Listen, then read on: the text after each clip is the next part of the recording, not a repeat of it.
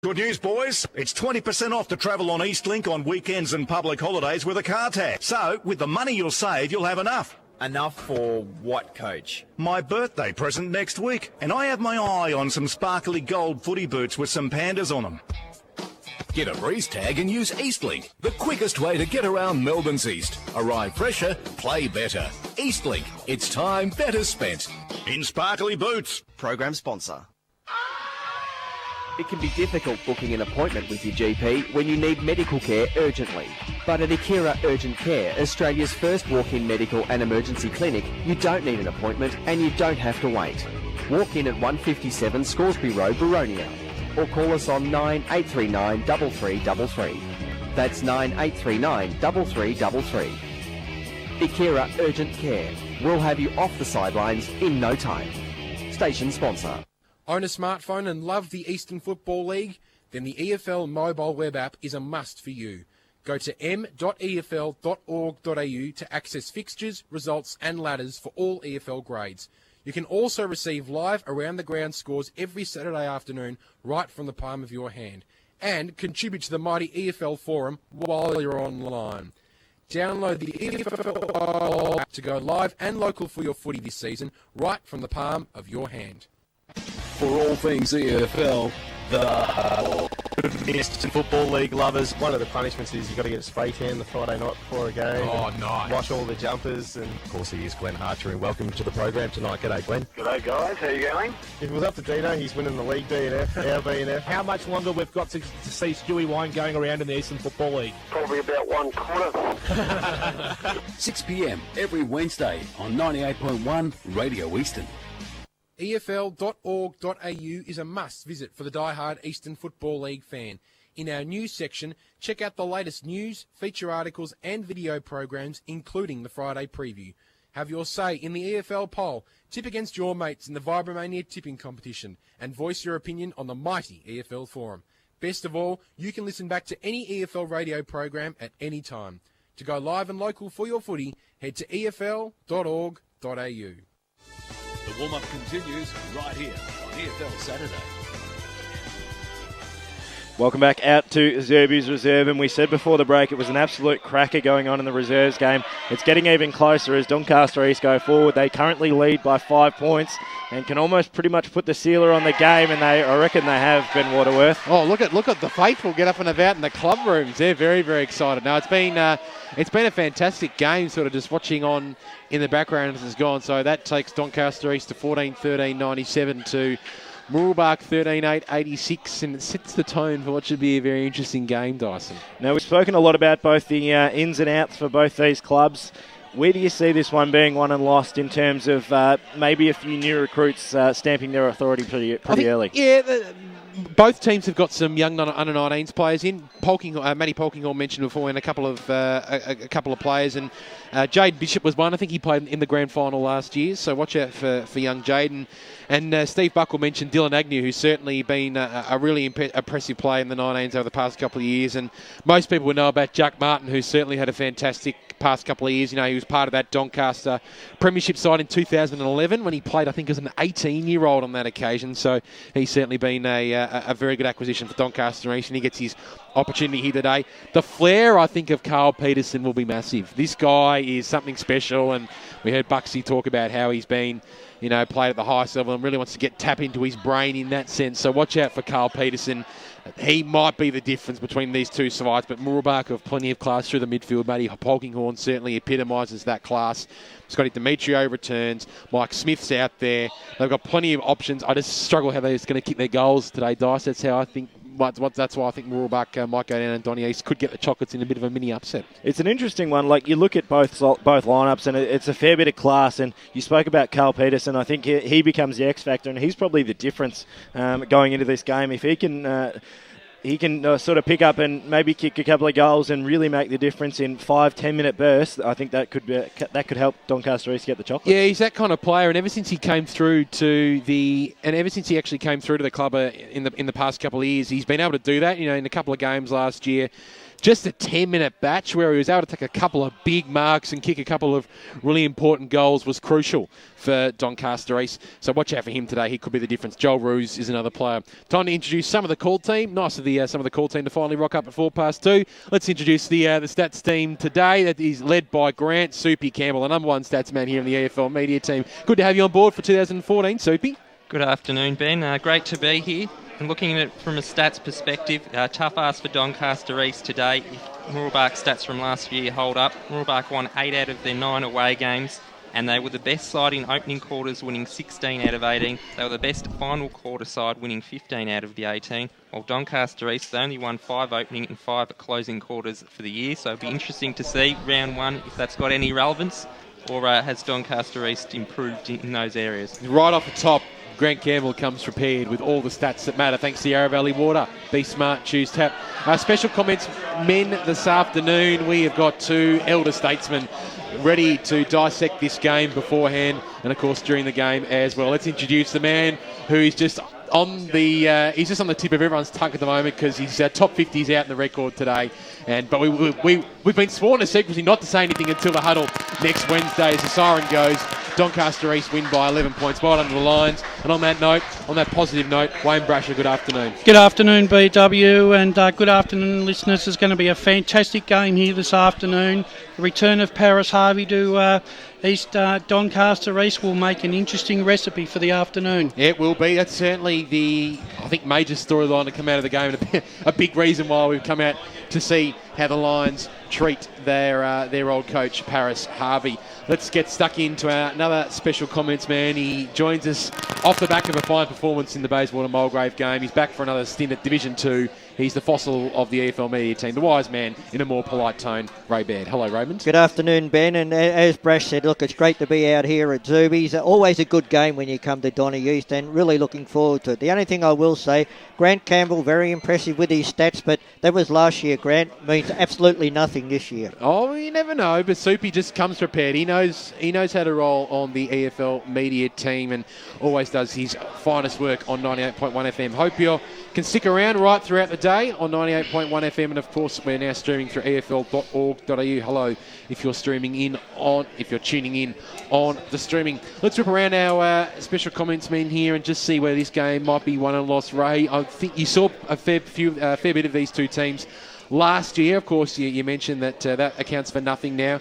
Where do you see this game going? Does, in the off-season, has one of these two teams caught your eye more than the other? How do you see it playing out? Yeah, well, one of these sides did catch my eye, and that was Mooroolbark. With all the departures, they have lost a great core of players, have left the club for various reasons. And Doncaster East, to me, they're the emerging team of 2014. They've picked up some great players there. But look, I think that, going back to what you said yourself before, Ben, look, I just wonder where the Mooroolbark goals are going to come from. I think that they're going to be looking for their midfield, and Adrian Galeno across from Vermont, he's going to have to be a goal kicker for them. But Cam Linford, Mike Smith, these are the players that they're going to have to get goals out of the midfield if they're going to win. Doncaster East come out onto the field led by Billy Morrison, the co-captain this year. Interesting to see that Lee Murphy, I think he's coming out about third last, so he normally leads the side out, but Billy Morrison with that honour today. Brash, how do you see it playing out? Look, I reckon you're right. Ray just hit the nail on the head. I reckon it's going to come down to the two forwards. Gelino from Mooroolbark and also Carl Peterson. Both, both these players are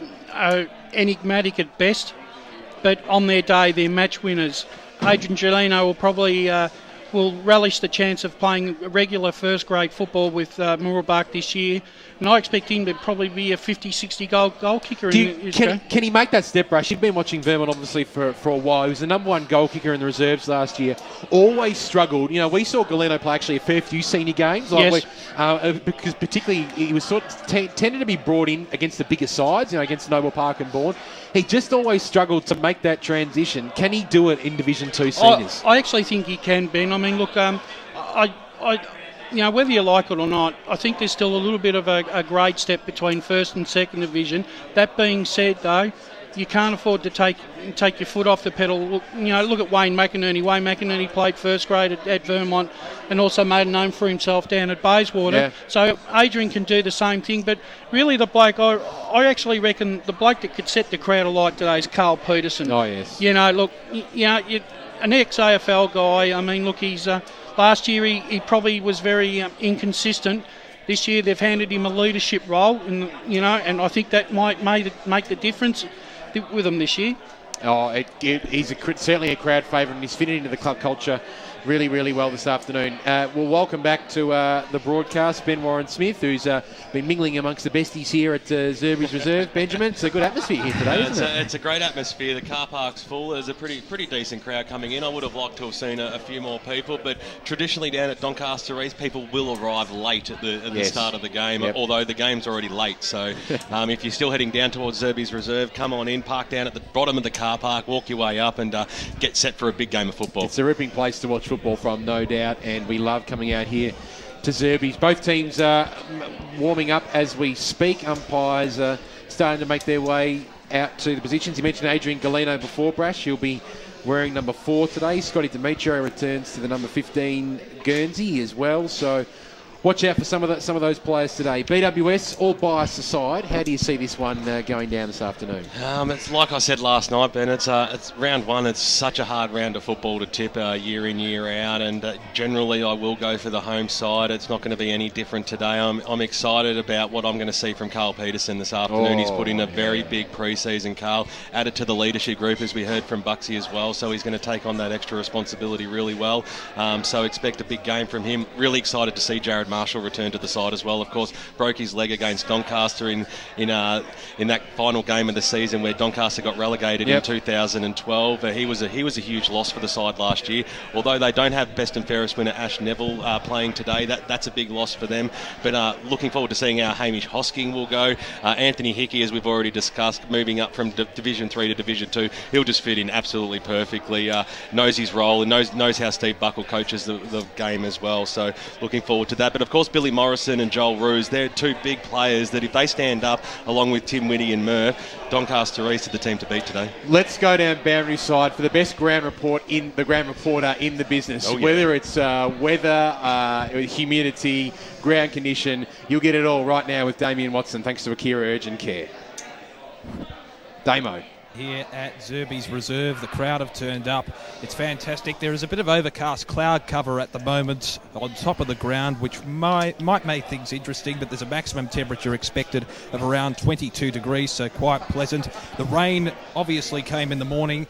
That will hold off in the afternoon, so that shouldn't be too much of an issue. But Aaron Kirkby-Rodia is down here with me. Tell us about the wind, Aaron.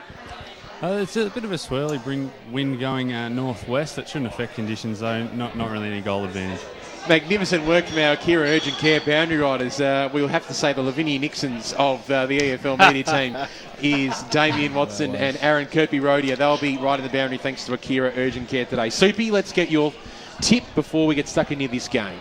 I'll go for the home side, Doncaster East. We're amongst all their faithful here, so back the home side in. Now, before I forget, Soupy, I do have to give you your season pass, but you did say to me beforehand that you might try and sort of work your way in today if you just dropped the great BWS on the gate. Did you manage to do that today? Good on you. I didn't have to drop his name. The attendant just...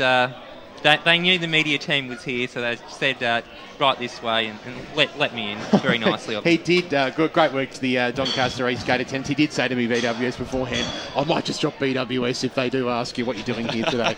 The great man here at Doncaster East. We're set for what should be a really interesting clash. Note, throughout the day, make sure you stay tuned here to 98.1 Radio Eastern for all around the ground scores, and we'll certainly be looking forward to seeing some of those around the ground scores. You can follow us on Twitter at FootyEFL as well, and you can also today, what clubs are doing, and a reminder to clubs out there if any of them are listening, is they're going to be putting scores through the normal fixtures results page. So when you normally go look at your results on a Saturday night, Sunday morning, whenever, they'll be updated live through that. So have a check out the fixtures results page on efl.org.au, but Dyson and Wilbur will be around the grounds today looking after all the scores. The umpire holds the ball aloft to start season 2014 for these two teams, and the umpire throws it up, And big James Roach went up in the ruck to get us underway. McManus, that is James McManus, got a little hand pass away. Linford tunnels the ball forward. Here's Galeno. An early touch possibly for the boy from Mooroolbark. He's under a lot of pressure.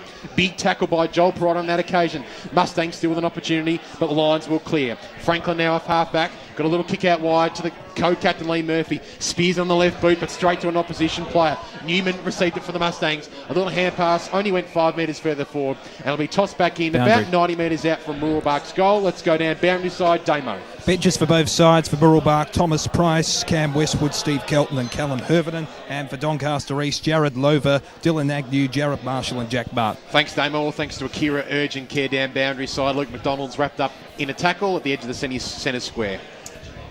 So it'd be tossed up here, edge of the centre square. We only played 1 minute here and neither team to get a score. Here's Tim Whitty, in and under as he usually is. Gets a little kick up towards the half-forward line. Peterson attacks it, but it went over his head. But Doncaster East have the numbers. Nice smother there on that occasion by Jaden Bishop. But Peterson went in hard and picked it up. He swings onto the right foot and goes high inside the forward 50-metre arc. A one-on-one contest here in front. Couldn't quite take it there, was charged. Mooroolbark up the numbers now. Comes out to Luke Armstrong. Hand passes over the top to Newman. He's corralled by Murphy. And it'll be tossed back in 50 metres out from goal. Oh no, in fact, a free kick to Armstrong. A very late tackle by Peterson. So Mooroolbark through Armstrong. No, he's handed the ball over to Jeremy Newman. Defensive 50 now. Kick up towards the wing position. Papa Constantinow was at the front of the ball, knocked away there by Ford. McLeod got the little handball back. That was okay. Little handball in there. Free kick has been played. We go the way of Donny East. We go the way of Shannon Franklin. So Franklin, just outside the centre square, kicks it up towards the forward 50 mark. Peterson flies. He couldn't quite pull the mark down. Mooroolbark have the numbers at the fall of the ball. They'll go backwards to go forwards here. That's okay because the ball's in the arm there of Armstrong. Swings around on that trusty left boot, and it was a good kick too, and now they'll be away. Cam Linford receives a handball. He's got a bit of a paddock. He'll have one bounce. He might even have two. He nearly ran too far. Kicks the ball inside forward 50. Dylan Heath might cross the spoil here, but a great mark taken by Adrian Galeno, and the Mustangs will have the first shot on board, and they've got players in the goal square if they want them. Jaden Bishop made his way down to the top of the goal square, but he'll go back and have a shot on goal. Really good piece of play there by Mooroolbark, moving the ball from the back line, down the centre line through to Linford. Beautiful kick inside 50. Galeno taking the mark, now shooting for goal. Yeah, they created the switch well, Brash, and end-to-end football at its best. Galeno, he'll need to put this one through to make it all the worthwhile. He'll kick from about 35 metres out. Neither side have scored thus far. Adrian Galeno from 30 metres out. He keeps it low, but he keeps it straight. First goal on the board to the Mooroolbark Football Club. And on the Bendigo Bank scoreboard as we cross the 3-minute mark, Mooroolbark lead 1 straight 6. Doncaster East yet to score. Yeah, I like the way that Mooroolbark, they moved that ball from the half-back line. Cam Linford, he ran and he bounced. He did run a long way the second time, but he got away with it, and as Brash said, it was a very strong mark by Galeno. Really good signs there for both Mooroolbark and Doncaster. Good defensive pressure by both sides there, Ray. Yeah, and Matt Whitty's had a lot of the ball also. Tim Whitty for all those playing at home, Raymond. Orange boots today. He's looking very, very prominent out there, blonde hair. He's got a big matchup of Cam Linford, of course, the 2011 Wright medalist. Ball back in the middle. It'll be umpire Mark Skews to throw this one up. And a big knockdown there by Charge. They'll try and clear it forward here. Will Mooroolbark. Linford soccers off the ground up towards the half-forward line, but Doncaster East have the numbers, I should say. Umpires pulled out a free kick. Will go the way of the Lions. Trying to take the tackle on there was Musso. Couldn't quite get a clean possession away. Ends up with Tim Whitty. He spears it inside 50. Roos at front. Couldn't quite take the mark. Ball comes to ground. Murphy attacked it hard. Peterson just went in like a bull. He was able to create the spillage there. Mooroolbark with the numbers around. Armstrong right in his defensive 50. Picks it up now and has plenty of time to assess. On the left foot, he goes up towards the wing position. Standing in front, though, is the co-captain Bill Morrison, and took a pretty simple mark. He's got a couple of men inboard. Mark taken, and it feeds it off now to Lee Murphy. Murphy gets a little hand pass over the top. Picked up here for the Lions by Hickey. Nicely gathered there by Musso. Off to Whitty. Spears it inside. Forward 50. No mark taken there. Coming through, Luke McLeod couldn't quite pick it up. Lions still have the numbers. James McManus in the glasses, got a little hand pass away. Armstrong sweeps it out wide. Here's Scotty Demetrio, gets a little hand pass over the top to Linford, and Linford's often running off the half-back line. So he'll have a bounce. He might even go for a second. He's been given a little bit of space early in the piece. The kick goes up towards the Smith direction, and he takes an absolute ripper mark. Michael Smith Had a great season last year. He'll swing around on the left boot, kick towards the Galeno direction. That's a great lead, and he takes the mark about 40 metres out. He's tugged right up against the boundary line underneath the Bendigo Bank scoreboard, but he looks pretty confident and he'll have a shot on goal. Once again, BWS, Galeno showing a clean set of heels. Obviously, very quick off that first 5-10 metres. They're going to have to get right on him early, because if he gets on song, he could boot 3 or 4 very quickly. He's got a very good turn of foot, Adrian Galeno. He'll come in now on the left boot, and he'll put, he hits it straight into the pine. It was a good shot on goal. So the first blemish of the afternoon to the Mooroolbark Football Club. They lead it by 7 points, 1-1-7 at the 5.5 minute mark. Doncaster East yet to score on the Bendigo Bank scoreboard. Grant Campbell, some early stats that matter thanks to Choose Tap. Mooroolbark starting on top in the ruck, winning the first 3 hit-outs and the first 2 centre clearances. Speaking of ruck, I think Hamish Hosking starting at full forward with Carl Peterson down there, so we'll watch that with plenty of interest. The Lions go straight down the guts. The kick was hoping for Dylan Agnew, but only found James Charge in the end. He got a little hand pass away, and the Mustangs go up towards the half-forward line. Big fly from Big Matty Ford. Came down to grounds. Here's Glasses man McManus. Got a little hand pass over the top. Jaden Bishop worked hard, but the ball was stolen off him. Comes out to Newman here from Mooroolbark. A kick goes inside, forward 50, but the Lions have the numbers at the back. Lee Murphy, little hand pass behind. Ends up here with Hosking. Pete Sousby was the man who got it to Hosking. He's got a free play out here in front of us. Mark taken, and they're off and running here, the Lions. Ends up in the hands here of Jared Marshall. He's come back game today, did nicely. Got a hand pass off to Murphy, started prominently. Gone. Had no idea that Luke Chivers was behind him, and he's caught holding the ball, Murphy, at half-back for the Mustangs. Chips it over the top. Bishop marks, true centre-wing position, broadcast side. He goes further afield. McManus has to work hard. Got hands to the footy and did well. He got it off to Mike Smith from 55 metres out. He goes towards the top of the goal square. Galeno used his body well. He'll run in and kick his second. Adrian Galeno puts it through. He's got 2. Mooroolbark have got 2. And on the Bendigo Bank scoreboard, Mooroolbark 2-1-13. Doncaster East yet to score. There's one difference between the two sides, Brash, and that's Adrian Galeno. Look, he used his body beautifully there in the marking contest. The ball went over the back and he's run into an open goal. And that was always been one of the big features of his play, Adrian, the way that he's able to manoeuvre his opponent out of position and get that ball to follow him into the goal. Once again, really on top down there at the moment, Mooroolbark. Really good movement into the forward line too, Ray. Yeah. How soon do you make a move on Galeno? I think you've got to tighten up on him somewhere. Very quickly, Ray. Let's cross down boundary side thanks to Akira Urgent Care to Aaron. Don't be it here actually, but there's a slight breeze favouring the northwestern pocket. We've seen the last couple of set shots from Adrian Galeno. He's aimed for the right-handed goalpost, so that'll be interesting to see if the players aim there all afternoon. So Charge will go up in the ruck against Hamish Hosking. Stolen there beautifully there by McManus inside forward 50. Galeno's on the charge again in front of Papa Constanta now, and the ball bounces over the boundary line and out of bounds. That was a quick entry inside forward 50. Yeah, it was actually Mike Smith that ran through the middle end, BW. Well, we're correcting ourselves already. They've already made that change. Papa onto Galeno. And also Mike Smith starting to look very damaging out of that centre break too, Ray. Yeah. Umpire to throw the ball back in now. Third man up there for Doncaster East was Gordon, got the double fister away outside the defensive 50 now, picked up there by Lemon, got the little handball out wide towards Smith, goes backwards to go forwards. They might have the numbers here. Good tackle laid there. Coming in was Peter Sousby on the handball, got it away now. East Doncaster go up towards the half forward line. The kick wasn't too crash hot. It was intended for the target of his teammate in Jeremy Musso, and over the boundary line it goes. 70 metres out from the Doncaster East goal line. 9 minutes gone here in the first term. Doncaster East are yet to score. They trail by 13 points. A good start by the Mooroolbark Football Club. They are 2-1-13. And a different sort of game to what we saw last night. The ball today is moving from end to end very quickly. And Mooroolbark are a lot cleaner with the ball as well, Ray. Hosking got a nice little knockout there to Marshall inside forward 50. The kick wasn't fantastic at all, and the mark has been taken by Armstrong, getting a bit of the ball early in the play. Kick up towards the wing position. The foot races on out there. Peter Sousby leads that race just in front of Tom Price, and over the boundary line it goes, right in front of that Doncaster East interchange bench. We've mentioned Luke Armstrong a couple of times. I thought he wasn't coming back to Mooroolbark this year, but it was great to see him he has stuck around, and he's also got the job on Carl Peterson today, and he started very, very well.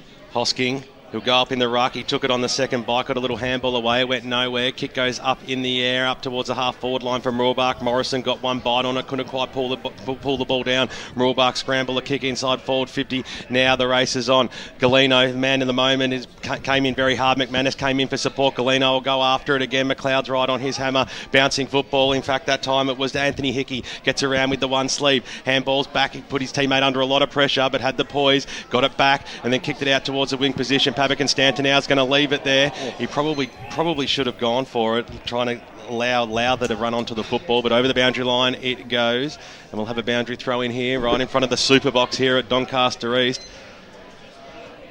Pye throws the ball back in. It was nicely knocked away. Smith getting a lot of the football. Anthony Hickey had him completely wrapped up on the get-go, and we'll have a bounce. Ray, do you think that Doncaster East need to open the forward line up, give Peterson some room? Yeah, probably, Brash, but they're just being outplayed at the moment through the midfield. Got to get it in there. And a one man is Mike Smith. He was able to get the clearance there, but Doncaster East might be able to work this one. Oh, big tackle on Polkinghorne from Tim Whitty. Not holding the ball. Umpire said play on. Doncaster East, though, no easy position for them at the moment. Umpire Mark Hughes has pulled out a free kick, and it will be going the way of the Roos. And James Papaconstanta now has got it about 55 metres out from... No, in fact, it's not Papaconstanta now. It'll be Daniel Gordon, who plays on quickly inside 50. Lee Murphy almost held without it. In fact, he was held without it. And umpire Craig Johnson pays the free kick. And the co-captain can go back from 40 metres out almost directly in front and look to put through Doncaster East's first goal. And it's certainly a goal that they need because they're not on the board as yet. No, and, look, that was good ball movement there. Tim Whitty, once again, in the thick of things, Ray. He started really well in the middle. Murphy goes towards goal, looks a little left, but it squeezes back. Bang! Lions get there first. Just a little golf clap from the faithful here in the Zerbies Reserve Club rooms. Murphy gets his first. Doncaster East 1 straight 6. Mooroolbark 2-1-13. Bendigo Bank scoreboard. 11.5 minutes gone. It's a very interesting battle in the midfield. Linford and Whitty, they're both getting lots of possession and playing very wide of each other. They're not matching up at all. No, and and the way that they're moving the ball, both sides are prepared to take the corridor on. Last night they were prepared to play the flanks, but today they're prepared to play down the middle. Umpire throws the ball back in the middle. Charge got that knocked down. It came down into the arms of Agnew. Couldn't quite trap it. Got a little handball away to that player in Marshall. Scrambly kick up towards the half-forward line. Paddling it to his advantage from Mooroolbark was Westwood. He might get a bounce here. Whitty came in hard. He copped one a little bit too high as well. In fact, that was Jack Martin, and over the boundary line it goes. Ran into the fence and knocked the advertising off the board. Alf Molinaro have to do some groundwork on the other side, get that sponsor messaging back up. He does absolutely everything, Alf. He absolutely loves it. Hosking, he's getting on top in the ruck here. He's got another knockout there. Pack forms and we'll have a bounce. True centre wing position out here, far side of the ground of Zerbies Reserve. Gone 12.5 minutes here in the first term. It's a 7-point margin. Mooroolbark lead at 2-1-13. Doncaster East 1 straight 6. Hosking goes up, got the knockdown. That was okay. Who's going to win clear possession here? It'll be Mooroolbark. Handball backwards to go forwards to the Smith direction. Whitty came in hard, but the Mustangs are away through the middle of the ground. They'll link up okay here, and the mark's been taken by Carlton. Reserves captain playing his first game in the seniors today. Handball, though, not working very, very nicely there with Shannon Franklin on the left boot. Inside towards Carl Peterson, and he streams out and takes a mark now. He'll be 55 metres out when he goes for this goal, but he looks pretty confident and he'll have a shot. I think he should have a shot here. Class player, should be able to kick the goal from here. Pressure coming straight on from Wayne Brasher, the man who put together the EFL's top 50, squeezed Carl Peterson in at number 49. No doubt Carl will be wanting to prove a point this afternoon, and it all starts here. He'll come in, kick from 55 metres out. It's a good looking kick off the boot. It's going to come back very nicely straight over the post, though. We'll give that one behind. That's their first blemish of the afternoon for Doncaster East, and on the Bendigo Bank scoreboard as we cross almost the 14-minute mark of the first term, they are 1-1-7, trailing by one straight kick. Mooroolbark 2-1-13. Yeah, Scotty Demetrio brought the ball in, and Tim Whitty just wanted a little bit more on that occasion than his opponent Daniel Lemon, and has won himself a free kick 40 metres out directly in front of goal for the quick response after the behind. He'll always put his body on the line, Tim Whitty. A couple of years ago, we came out and saw a Doncaster East Doncaster game, and we were blown away by just the courage. Yeah. He's directly in front, 40 metres out from goal. Tim Whitty starts it right and went further right. It's gone out of bounds on the full. So a let off there for the Mustangs after a poor kick in. Yeah, look, they've got to make the most of these opportunities so early in the game, because they've taken about 12 minutes or so to score, and now they've missed 2 opportunities. Demetrio goes looking for charge, nicely crumbed though by Bishop. He was able to kick it up towards the half forward wing position, I should say. Polkinghorne beautifully shrugged the tackle inside forward 50. The 2-4s battle at Galeno wins out. No, he doesn't. Fisted away nicely there by Jared Lowther. Mooroolbark still has the numbers. Good centre kick towards Bishop. Yeah, very nice. And Bishop takes the mark by the kick from Sean Roach was very, very nice. And he can go back directly in front, 30 metres out, and look to put through the Mustangs third. Grant Campbell for the shot and goals. Some stats that matter thanks to Choose Tap. Marks inside 50, 4-1 in favour of Mooroolbark. Inside 50s, 8-6 their way also. So Jaden Bishop, a good friend of one of our ex-media team members, Mitchell Wood, played in the grand final last year. Unsuccessful for Mooroolbark. Bishop directly in front, comes in, sots it through. Great start for the Mustangs at Zerby's Reserve. 3-1-19 they move to. Doncaster East 1-1-7 on the beautiful Bendigo Bank electronic scoreboard. 15 and a half minutes gone. Yeah, look, they've certainly outplaying Donny East, Mooroolbark, and they've just got to keep their pressure on and keep that. Look, they run the ball very well out of the back line. And also too, Ray, it's not only the back line, but they're hitting the forwards and their targets in their forward line much better too. They seem to be they own the midfield at the moment and playing through it and using it to their advantage. Ball back in the middle of the ground. Westwood went up against Hosking. Someone went inside the square. That was the free kick. So Hosking now on the left boot, thumps the ball inside forward 50. It was a good looking kick at the fall. The ball, Whittier went straight through his hands. Coming after it there was Matty Polkinghorne. He couldn't trap the ball. He dropped it, the umpire said. It'll be a free kick to Mooroolbark for copping one on the shoulder, so he'll certainly take that, Matty Polkinghorne. That entry by Doncaster East, that's not the way they've got to go. They've got to lower their eyes a little bit and hit targets. Ayubi's hurt. We'll get our Akira Urgent Care boundary riders to watch that one as the ball's fisted away. True centre wing position right in front of the members stand out here at Zerby's Reserve, and we'll have a boundary throw in. That'd be a shame for Ryan because he's had his fair share of injuries over the past couple of years, BWS. He certainly has, and he's looking as fit as a fiddle too, Rami, as the ball comes down. It was knocked into the arms of Jared Marshall, quickly wrapped up in a tackle there by Matt Polkinghorne and Cam Linford, and we'll have a bounce. Just going back on what you said, Brest, I look forward towards the Doncaster East forward line. There's too many players inside that forward 50. They've got to open it up a bit. Most definitely. And the fact that they're not controlling the midfield either, Ray, they're being forced to play wide, and Mooroolbark happening to pull their players all over to the one side of the ground, and Doncaster East are able to zone off and use the other side. Tim Whitty's gone off with the blood rule. It's a perfect opportunity for Ayubi to get off the ground during this time of play because they are a player down at the moment. He seems to be holding his wrist. If it's not his wrist, he's done something to his shoulder or collarbone. It could be a desiccated shoulder, BWS, the way he's holding it. That was my first impression too, because he was holding his arm as he was going down just to straighten it up, so it might be an ACL. Well, we'll get you to come back to us very shortly, Damo, thanks to Akira Urgent Care as the umpire throws the ball up. Hosking got the knockdown, Polkinghorne got a hand on it, couldn't quite win disposal. Murphy came in, gave a strong tackle. Dylan Agnew went after the football. The umpire said it was a little bit too crude, and Mooroolbark will take the free kick along the wing position. It'll be Jaden Bishop who will receive here. Just kicked a goal beforehand, right in front of the beautiful Lions logo. He goes short to Polkinghorne, number 23 in Brush's top 50 in 2014, and he knew all about it, Brush. He loved it. So Polkinghorne tries to get around his opponent. He does. It was Gordon on that occasion. Now he switches up towards the half-forward line. Good kick. Matty Ford's taking the mark. He can almost have a shot from here. He's a big kick on the left foot. He's thinking about it. He's really thinking Mike about Smith's it. by himself in the pocket. Boundary. He goes towards that direction now. Galeno might fly from behind. Galeno almost took the mark. Ball comes to ground. Papakan standing now. I think wants to rush it through. He couldn't quite get there. It goes over the boundary line and out of bounds. Speaking of boundary, here's Aaron for Akira Urgent Care. Yeah, it looks like Rami's hurt his elbow. I'm not quite sure as yet what it is. Maybe a little hyperextension. Thanks, Aaron. We'll get you to have a look at that one throughout the day as the boundary throw-in occurs now. Ford went up in the ruck, comes down to Doncaster East. It's kicked off the ground, through for a goal. No, it's through for a minus score. Goes through for a minus score. So on the Bendigo Bank scoreboard, Mooroolbark going to 3-2-20, Doncaster East 1-1-7, 19 minutes gone, Bendigo Bank scoreboard. So Dylan Heath, the Doncaster East, he'll play it to himself here.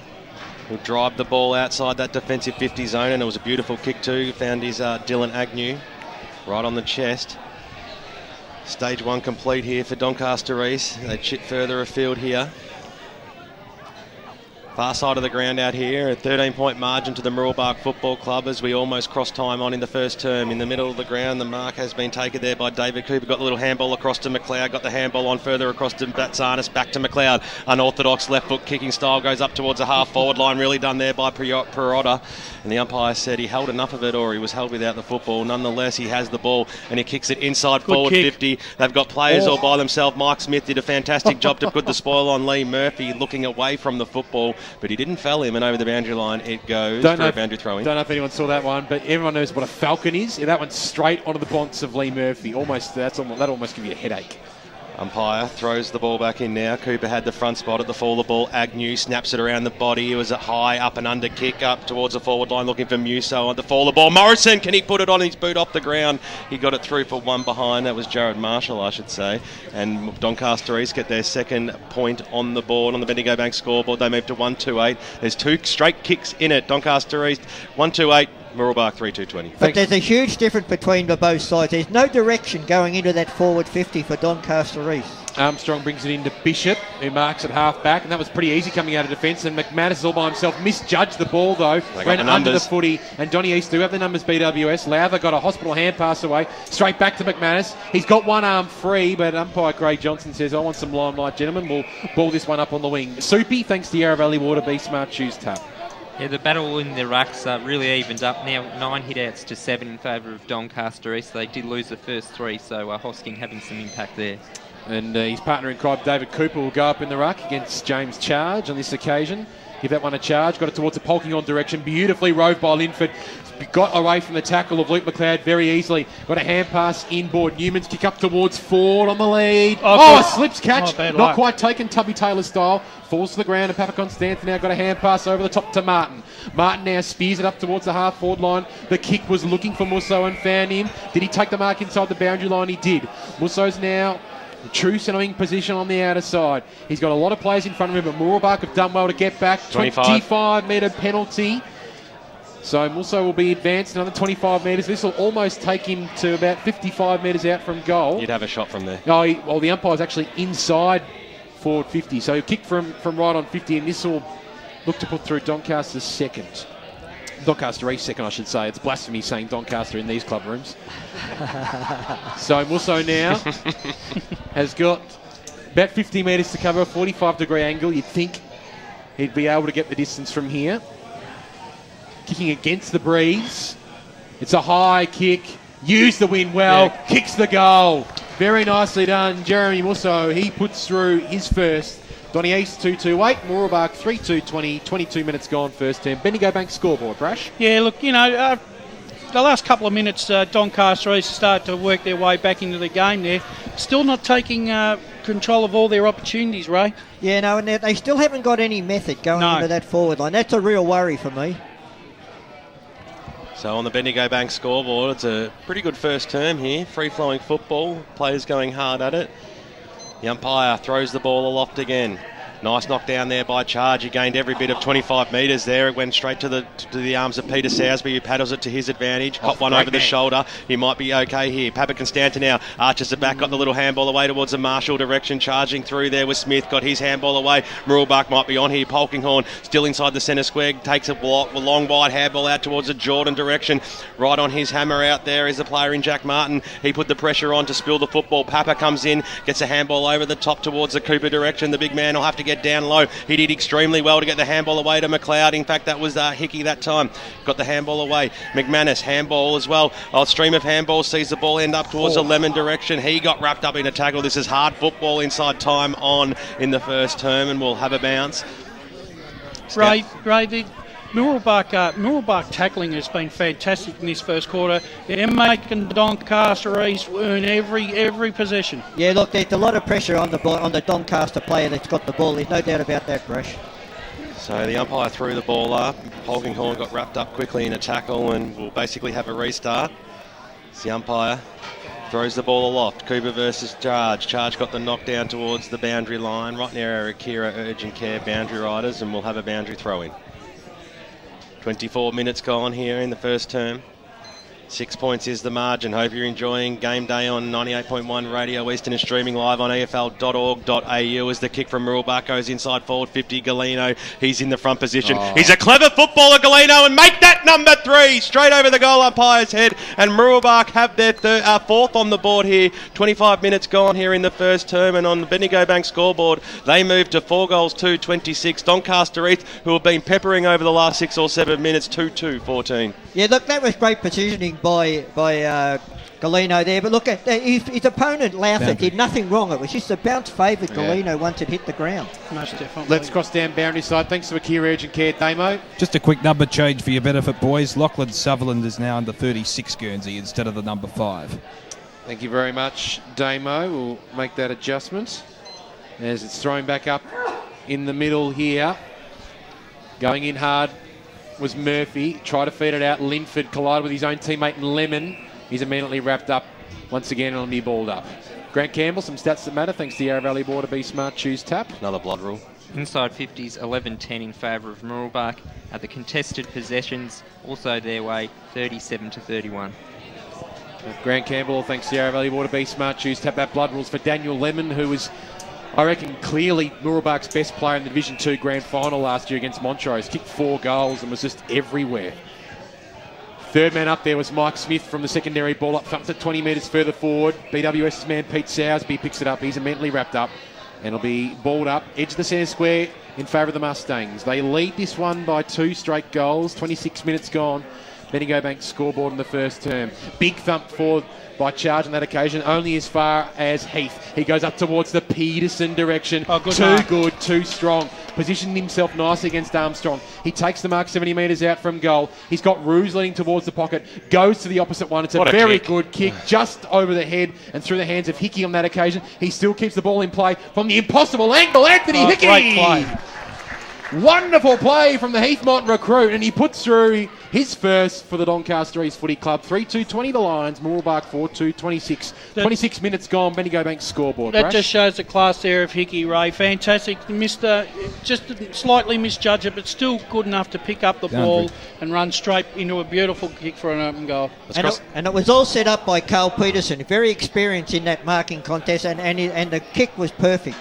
Damien Watson down boundary side thanks to Akira Urgent Care. Yes, the trainers have applied strapping on Rami Ayubi's elbow. It's not as serious as first thought, and he's looking to come back onto the ground. So good news for Doncaster East. Great stuff, Damo. 27 minutes gone here in the first term. We've certainly got a game on our hands today. 6 points is the margin. Mooroolbark have the lead as the umpire throws the ball a lot back in the middle of the ground. Hosking moves into the ruck charge, got the knockdown straight into the arms of Tim Whitty. Got a nice little handball out wide, and now the Lions are away.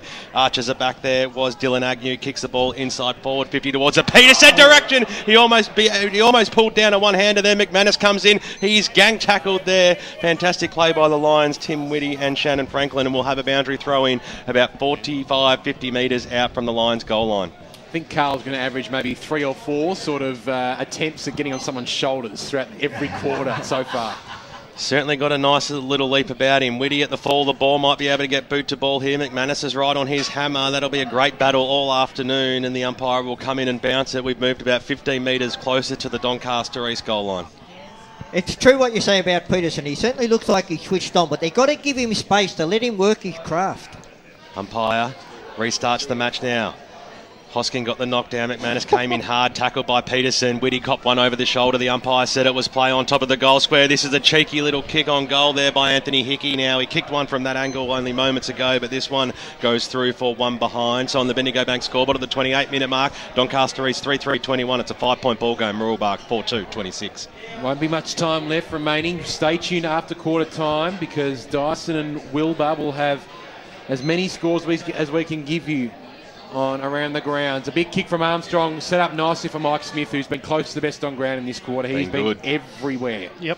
So he's at left half back for the Mustangs. They lead by 5 points. He chips it over the top, and there is the holding of the ball aloft, saying, let's slow this one down, gents, and I'll just kick to the boundary line and hope for the best. The kick short was pretty good. Mark taken here by Sutherland, man who's changed jumpers. He's right in front of Steve Buckle in the Doncaster East coaching box. He'll chip it right in front to Mike Smith, who kept on working hard right in front of Damo and Aaron, thanks to Akira Urgent Care. 30 seconds left in the quarter. They've got one more chance, Mooroolbark. So Smith is going with the number 1 haircut in 2014. Plays on now. Nice shepherd on Pete Sowersby on that occasion. Long kick inside forward 50, and a nice mark taken on that occasion by Daniel Gordon, who sat in the hole. He'll go out towards Whitty. Needs a kind bounce. Got one. He was equal to the task. Beautiful left foot kick towards Ruse. Couldn't quite take the mark. Thumped out of his hands. Picked up nicely though. Swinging his way through there was Batsanis. A kick up towards the half forward line. Taken nice clean in there by Musso. There is the quarter time siren, and a very good quarter of Division 2 football, has to be said. Mooroolbark 4-2, 26, Doncaster East 3-3, 21, a 29.5 minute quarter. Certainly enjoyed it, and I hope you're enjoying it on 98.1 FM and EFL.org.au. We're going to take a quarter time break. After the break, Dyson will be back with some scores from around EFL grounds along with Wilbur. We'll hear from one of the coaches from our Akira Urgent Care Boundary Riders into our expert panel on the EFL Game Day team. On 98.1 FM and EFL.org.au, it's the Mustangs by 5 points on EFL Game Day. Okay, boys, it's time we got ourselves a big advantage this weekend. I'm not going to tank, Coach. No, who said anything about tanking? It's what you'll save in the tank. I want you all to go out and get a breeze tag. Use Eastlink. You'll be at the ground faster and fresher, and you'll save fuel too. Get a breeze tag and use Eastlink, the quickest way to get around Melbourne's East. Arrive fresher, play better. Eastlink, it's time better spent. Program sponsor. Own a smartphone and love the Eastern Football League? Then the EFL mobile web app is a must for you. Go to m.efl.org.au to access fixtures, results and ladders for all EFL grades. You can also receive live around-the-ground scores every Saturday afternoon right from the palm of your hand. And contribute to the mighty EFL forum while you're online. Download the EFL mobile web app to go live and local for your footy this season right from the palm of your hand. Radio Eastern 98.1 at the quarter to 3. Barry Cott's back here in the studio, and we'll be back to the second quarter of the game, Doncaster East Mooroolbark, in just a moment. It's time to check some AFL scores and a couple of games being played this afternoon. The first one is the Western Bulldogs in Richmond at Etihad Stadium, and in the first quarter, the Western Bulldogs got underway, and they were 5-4-34 leading Richmond 2-4-16. It's currently the 19-minute mark of the second quarter, and the Bulldogs still in front. Bulldogs 7-5-47 lead Richmond 3-4-22. So a 25-point lead to the Bulldogs almost at the second quarter. The other game today is being played over there in Adelaide at the Adelaide Oval. It's between Adelaide and the Swans, and after the first quarter, it was Swans 6-2-38 leading the Adelaide Crows 2-2-14. So at quarter time, 6-2-38 the Swans to Adelaide 2-2-14. And we'll have AFL score updates right throughout the day here on EFL Game Day. How would you like your coffin to look? I'd like it covered with farewell messages from all my friends and family. Can I get a picture of a beautiful sunset over the 12 apostles? Make mine look like a smartphone. I'd like black with a yellow sash and the words to the team song as well. Well, at Tobin Brothers Funerals, anything is possible, including a custom-designed and decorated coffin to celebrate your life. To find out more, visit tobinbrothers.com.au. Tobin Brothers Funerals, celebrating lives. Program sponsor. For all things EFL, The Huddle. Good evening, Eastern Football League lovers. One of the punishments is you've got to get a spray tan the Friday night before a game. Oh, nice. Wash all the jumpers. And of course, he is Glenn Archer, and welcome to the program tonight. G'day, Glenn. G'day, guys. How you going? We'll have to Dino. He's winning the league B&F, our B&F. How much longer we've got to see Stewie Wine going around in the Eastern Football League? Probably about one quarter. 6 p.m. every Wednesday on 98.1 Radio Eastern. Had an accident on the field? Head straight to Akira Urgent Care for immediate medical treatment, and you won't have to wait. For a maximum of $75, we'll treat your broken bones, sprains, strains, cuts, or any other game day injuries. Walk in at 157 Scoresby Road, Baronia, or call us on 9839 3333. That's 9839 3333. Akira Urgent Care. We have you off the sidelines in no time. Station sponsor. For all the latest news and information on the Eastern Football League, make sure you check out our website, www.efl.org.au. EFL Saturday Game Day continues. Let's head back and go local with your footy. Welcome back here to Zerby's Reserve in Doncaster East, and what a cracker of a game we've got going on. Mooroolbark leading this one 4-2-26, Doncaster East 3-3-21. Grant Campbell with all the Choose Tap match stats. Where was it won in that first term?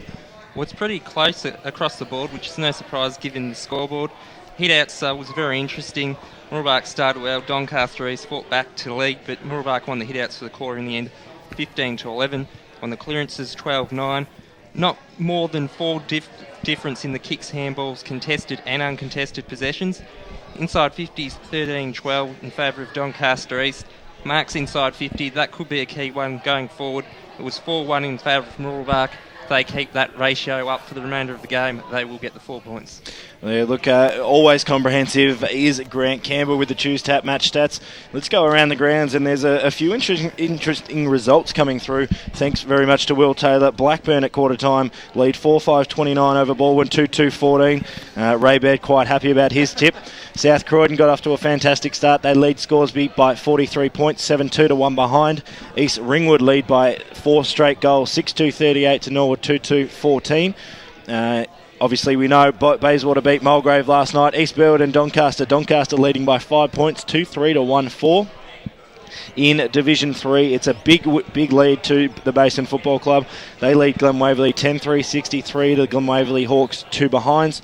Templestowe, 2 straight 12, lead by 11 points over Wantirna South in a little bit of a turn-up at the moment, 1 behind. Baronia leading 4-3-27 by 23 points over Ringwood, and we've got reports from Alicia Thomas Sand that the White Horse Pioneers are doing it pretty convincingly at the moment over Churnside Park, Benny. They certainly are, Dice, at quarter time.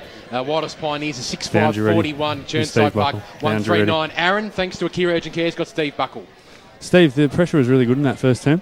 Yeah, we opened up pretty well. We've got the boys running and tackling pretty hard. We just got to stick those tackles a little bit better and wrap the arms up so they can't release backwards and start their run from there. So, yeah, that's what we addressed at quarter time. Beautiful. How's room there? Do you think you'll get back on? Yeah, we hope so. He thinks it might just be hyperextended. So we can get that back up and running, and we've taped it up so we'll know in the first 5 minutes how it's going to go. Thanks, Steve. Cheers, boys. Thanks very much to Aaron down on the boundary with Steve Buckle. Thanks to Akira Urgent Care. Some interesting results right through the Eastern Football League at the moment. In Division 4, Sylvan leading Warrandyte 6-6-42, Warrandyte 1-2-8. Other scores in Division 4 as we look through. There's some Eastern Lions leading 2-3-15 to Kilsyth 1-2-8. Surrey Park leading 4-1-25 to Nunawading 2-2-14. Park Orchards leading by 15 points over Coldstream, and Ferntree Gully 4-1-25 to Forest Hill. 2 behinds. We'll cross boundary side once again. Damien Watson, thanks to Akira Urgent Care. Thanks, Dyson. Paris Harvey was very pleased at the pressure placed upon their opponents from the midfield. That's for the Mooroolbark side. He also told his players to keep the opposition defenders honest, and he wanted his midfielders to place themselves at the drop of the ball. Thanks very much to Damien Watson. Second quarter underway here at Zerby's Reserve. The Mustangs by 5 points. Ford went up in the ruck and clearly won it down towards the advantage of Polkinghorne. Wasn't able to take it cleanly though. Big Rami Ayubi looks to have recovered from that elbow injury. He's back out in the middle. That's really good to see. He was in and amongst that pack there, and it'll have a secondary ball up. Umpire Mark Skews will throw this one up. Mark Skews and Craig Johnson, your umpires at Zerby's Reserve today. Ford got the tap down. McLeod was in there. Couldn't quite get a clean takeaway. A hand pass from Kelton came out on that occasion. Now that the Mustangs go inside forward 50. Standing in the hole there is Big Billy Morrison. He started forward and he's gone back BWS, so Morrison now brings it out towards the wing position. The race is on. Smith gets a kind bounce and just looks a class above everyone else. That hand pass was good towards the advantage of Armstrong. A great shepherd laid by Bishop on Peterson, but it looks like he's hurt himself in front of us, and it probably hurts a bit more that Peterson was able to go and get the footy. Tim Whitty now paddles it along the ground. Armstrong, though, will win it here at half-back. He'll swing on that left boot and bananas it around the body. Whitty going back with courage. Couldn't trap it. Coming through like a steam train was Heath. He tries to pick the ball up on the ground. Big Shep. Oh, Hamish Hosking just hip and shouldering people rather than going for the ball. Murphy now picks it up cleanly. Got a hand pass off to Peterson. A dinky die little left foot kick over the top to Ayubi. He's got McLeod running. Now here's a big opportunity for Gordon. A long left foot kick in towards the 450 area. It's gone out of bounds. Trickles around 10 metres out from goal. But Jaden Bishop is not in a good way in front of us after a big hit from Carl Peterson Shepherd. Gee, it's been willing the first couple of minutes here. Real willing. Yeah, that was very tough, and some of the hits that Tim Whitty took as well. Boundary throwing occurs now. Peterson tried to take it out of the ruck. On as far as Chivers. Armstrong is there. Slipped over the footy. Picked up though by Chivers. He now goes up towards the wing position on the outer side. One-on-one contest. Coming through was Roach. Was taken illegally by Morrison on that occasion and wins himself a free kick. So he's got a true centre wing position on the outer side. He looks up and goes inside forward 50 on the lead. Charge. Going back with courage. Very nice mark taken by the Lions. And they'll look to go in towards the middle of the ground. Taken by McLeod. He gets a hand pass off to Hosking.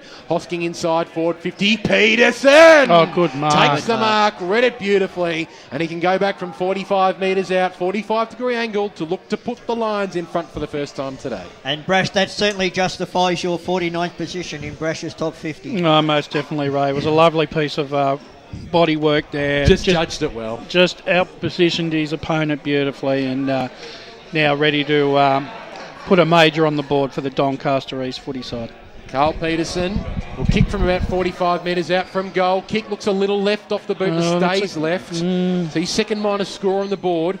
Doncaster East going to 3-4-22, Mooroolbark 4-2-26. We've played nearly 3 minutes here in the first term of the Bendigo Bank scoreboard. Ray, a couple of misses there by Peterson early in the game. Could it come back and haunt them later on? Look, it could, but I mean, it's up to the rest of the team. They've got to get on top again. Well, the kick in goes up towards the centre-half back line. Linford was at the first of the fall of the ball. Little handball there by Smith. A little shimmy handball. Couldn't quite find his teammate now. Doncaster East will have the numbers. Here's Murphy. He's about 40 metres out from goal. He arches the back, swings around on the right boot. Can he squeeze this one through? Yes. They've clapped it home, the faithful. Lee Murphy kicks his second goal of the afternoon. And Doncaster hit the front for the first time in this match. 3.5 minutes gone. And on the Bendigo Bank scoreboard in the second term, they lead 4-4-28. Mooroolbark 4-2-26. Well, Steve Buckle's words at quarter time certainly have lifted Doncaster East. At the moment, Brash, they certainly look the better side. Yeah, their first opening minutes, they've gone in a lot harder and put the acid test right on Mooroolbark.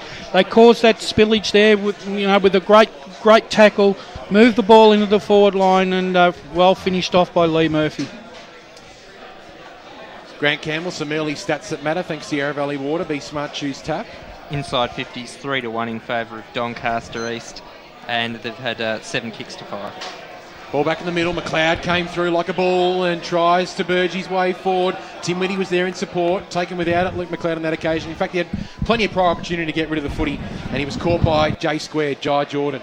Now up towards the half-forward line. Linford went back with courage, but a nice spoil was down there by Shannon Franklin, and he barraged his way through Franklin, and he kicks a torp up towards Peterson at half-forward. He couldn't quite take the mark. He can probably do it on the ground as well. Armstrong went in again. So did Peterson. He drags the ball in. Murphy's in the impossible angle here. He gets a little hand pass out towards 3 Mustangs players. Polkinghorne now with a lot of time up his sleeve. Goes up towards forward, right in front of us here in the commentary position. Coming through, Linford had a nice ride from his Doncaster East opponent. He was then pushed in the back afterwards by Jared Marshall, and he received a free kick, true centre-wing position, broadcast side. He's got Polkinghorne in board, decides against that, almost ran himself into some trouble, gets around now and uses the non-preferred right foot. And probably a bad decision as well to use that right foot. Straight into Ayubi. Now comes out to Whitty. Gets a little hand pass over the top now to Gordon. Inside forward 50. Over the head of his teammate on that occasion. And taken over the boundary line and out of bounds was Alistair Jackson. And it'll be tossed back in 40 metres out from Doncaster East goal. They lead by 2 points on the Bendigo Bank scoreboard. Still very congested down on their forward line though. But they're moving the ball a lot better now, Doncaster East, into their forward line, Ray. They can hit the target. They're on song. McLeod got the tap down. Chivers met it first. He'll look for the safety of the boundary line and he finds it. But Doncaster East advance another 15 or so metres forward. They're now 15 metres out from their goal. Hope you're enjoying the call on EFL Game Day, 98.1 FM and EFL.org.au. Dyson will bring us up to date with all the scores around the grounds very, very shortly. Hosking went up in the ruck, clearly won it down. Lee Murphy looking for his third goal. Couldn't quite pick it up cleanly. He was met by Cam Linford and he's wrapped up. We'll have another ball up. Hosking has certainly lifted his game in this quarter. I think he's got about nearly every knockout for the quarter. He's starting to take control in the ruck. So umpire Craig Johnson just waits for Chivers to get to his feet and hand the ball back. Restarts play now. Ford and Hosking go at it. Give that one to Hosking. Got it down, but seeing it over the line and out of bounds was Steve Kelton. Doncaster East 4-4-28, Mooroolbark 4-2-26. Boundary throw-in will occur now. Hosking in front. Peterson tried to charge his way through. He couldn't. Mooroolbark with plenty of numbers, but Craig Johnson's pulled out a free kick here, the umpire. Free kick, Polkinghorn. And it will go the way of Armstrong. He gets a hand pass off to Linford, and he's off and running here on that outer side. Linford has 2 bounces. He might even go for a third here. Does so now. He's run all the way up to almost the wing position. Little handball over the top to McManus. He still has time wearing the goggles this afternoon. He'll give it back to Linford, who rode shotgun. Tapped it to his advantage. Coming in to put some pressure on with Shannon Franklin. Forced the boundary throw in, and that's where we'll have one. True centre wing position at grandstand side. Zerby's reserve. Maybe a bit hungry from Linford on that occasion. Both forwards charging Galeno afterwards. Both signalled towards kick it long, kick it long. Umpire threw the ball in. Speak of the devil. Here comes Cam Linford. He got himself out of a lot of traffic. Broke another tackle. Handball off to Mike Smith. On the left boot. Goes inside forward 50. It's a 2-on-1 situation. Galeno might have the class here. He managed to scoop the ball up. What can he do from this position? He pushes it to the left and squeezes through one behind. That's his first blemish of the afternoon. He has 3 goals, but Mooroolbark inch closer. It's a 1-point ball game at the 7.5 minute mark of the second term. Bendigo Bank scoreboard. Doncaster East ball forward 28. Mooroolbark 4-3 27. Soupy, thanks to Choose Tap. Yeah, the hitouts have been dominated by Doncaster East. Oh, no. 6-2. Sowersby's kick went straight into James McManus, 40 metres out from goal, but he's able to recover. Got a little hand pass over the top to Batsanis. Kick over the top, went straight down the throat of James Charge, and he marks 80 metres out from goal. He's got a couple of players over the top. One of them is Demetrio. Ignored that. Goes towards his partner in crime in Charge, but standing at the back. Papa Constanza now took a nice mark. He'll play on quickly and go out towards the outer wing position. Nark taken here by Jared Marshall. Good to see him back out on the field for Doncaster. Good kick. He's got Hosking in the middle. He takes the mark. Doesn't play on immediately. He's got a free player out wide in Batsanis. Ignores him. Hosking goes inside 50. Here's Carl. Couldn't quite take the mark. We're able to force the stoppage here. Goes back to Carl. He's 40 metres out from goal. Centres the ball towards Whitty, but Scotty Demetrio read that very, very nicely. And he marks 40 metres out from his defensive goal square.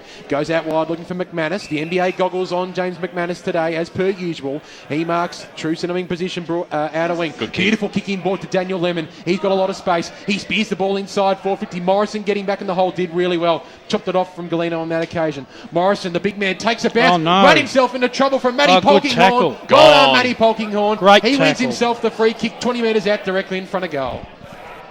That was a really good tackle there, Ray. Oh, look, it was great. Big Billy Morrison, he had the opportunity to get rid of it. He took the player on, and it was a great tackle. It's pinned him, and Mooroolbark will have a shot for goal about 30 metres out. As good as Matty Polkinghorn's tackle was on that occasion, a little bit clueless from the co-captain on that occasion.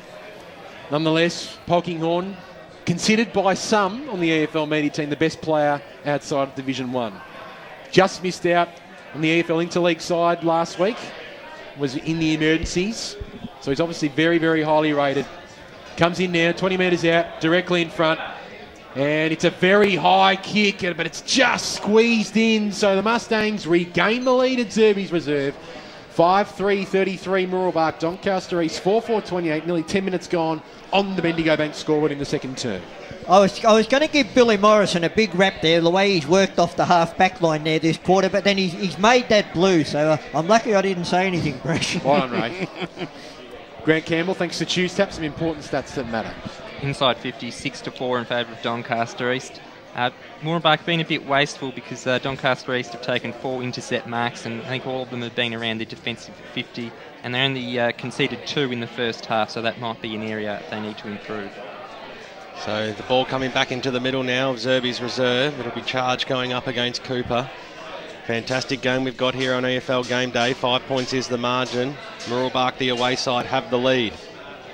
Pye throws the ball up now. There's been a free kick. It'll go the way of Doncaster East for once again a Mooroolbark player running inside the centre square. Cooper got the handball away to Murphy.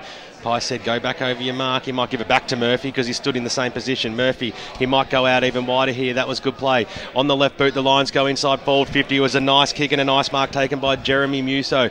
55 metres out from goal. Carl screaming for it at the top of the goal square. It's a high kick. He might just have a fly here at the back of the pack. Who's going to be the first to meet it? Agnew was in there. Peterson came out, got the handball out wide. That was okay. Batsanas on the 50. Standing start. Kicks it to the top of the goal score. Bouncing ball. Boundary. It did a bit of a wrong and hit the pine as well. The behind post, that is. And we'll have a boundary throw in. Speaking of the boundary, let's cross down to Damien Watson thanks to Akira Urgent Care. It'll be interesting with the warm weather and the high intensity of this game whether the number of interchanges significantly increases. as the game goes on. There's every bit of 30 players inside that forward 50. Whitty got the handball away to Batsanis. He'll go backwards to go forwards. Murphy handballs out wide towards Whitty. He needs to arch the back. He lost his footing. Got a little handball over the top. That's okay. Doncaster reach through. Hickey round the body. Slams it home. And thought that went through for a behind. He was a behind. He rode it through the goals, but in fact it was the behind. So Doncaster East, well, they don't get the lead back, do they? 12 minutes gone on the Bendigo Bank scoreboard. 4-5-29, trailing by 4 points. Mooroolbark 5-3-33.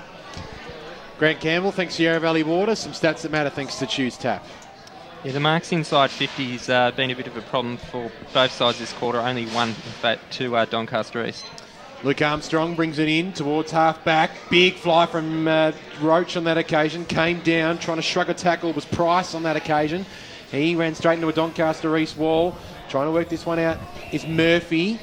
Umpire Mark Skew says comes in and will ball this one up 80 metres out from Doncaster East goal. They trail by 4 points in the Bendigo Bank scoreboard. 12 and a half minutes gone in the second term.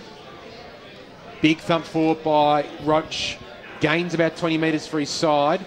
Smith being tagged by Gordon at the moment. And ball beats all players over the line and out of bounds. True centering position on that outer side. Just going up and down in the one spot at the moment here, Ray. Yeah, there's not much happening right now. Special comments thanks to Wayne Brasher and Ray Baird this afternoon as Luke Chivers wraps up Peter Sousby on that outer wing. Some of the around the ground scores at the moment. Baroni have started well against Ringwood, 42-10. They lead the Redbacks by quite a fair margin. Smith from the clearance now, just oozing class at the moment, Mike Smith. A little hand pass over the top to Sutherland, working in a telephone box. Well, the telephone box went out because he stepped over the line and out of bounds. It'll be tossed back in right in front of our Akira Urgent Care boundary riders. Some of the other scores just around the grounds. We'll bring you up with them very, very shortly. It's Mitcham only leading Heathmont. I think, in fact, it's Heathmont by 2 points over Mitcham at the moment. So that's a good game out there at Walker Park. Ball comes to ground now. Smith again with another clearance. Hand pass over the top to Sutherland. Working closely. McManus to Lemon. Now to Chivers. Goes up towards the half-forward line. Going back with Courage Morrison. Just read that one a little bit better on that occasion, Billy. Doesn't play on this occasion. Will he look to switch? He's in his defensive 50. He goes in towards the middle of the ground. Great Whitty was also there with Marshall. Suited Marshall and did well. He takes the mark. Middle of Zerby's reserve. He's got a few players up ahead. He'll go in the Ruse direction. Almost got a little nudge from Noonan on that occasion. Comes to McManus. He brings it inboard to Lemon.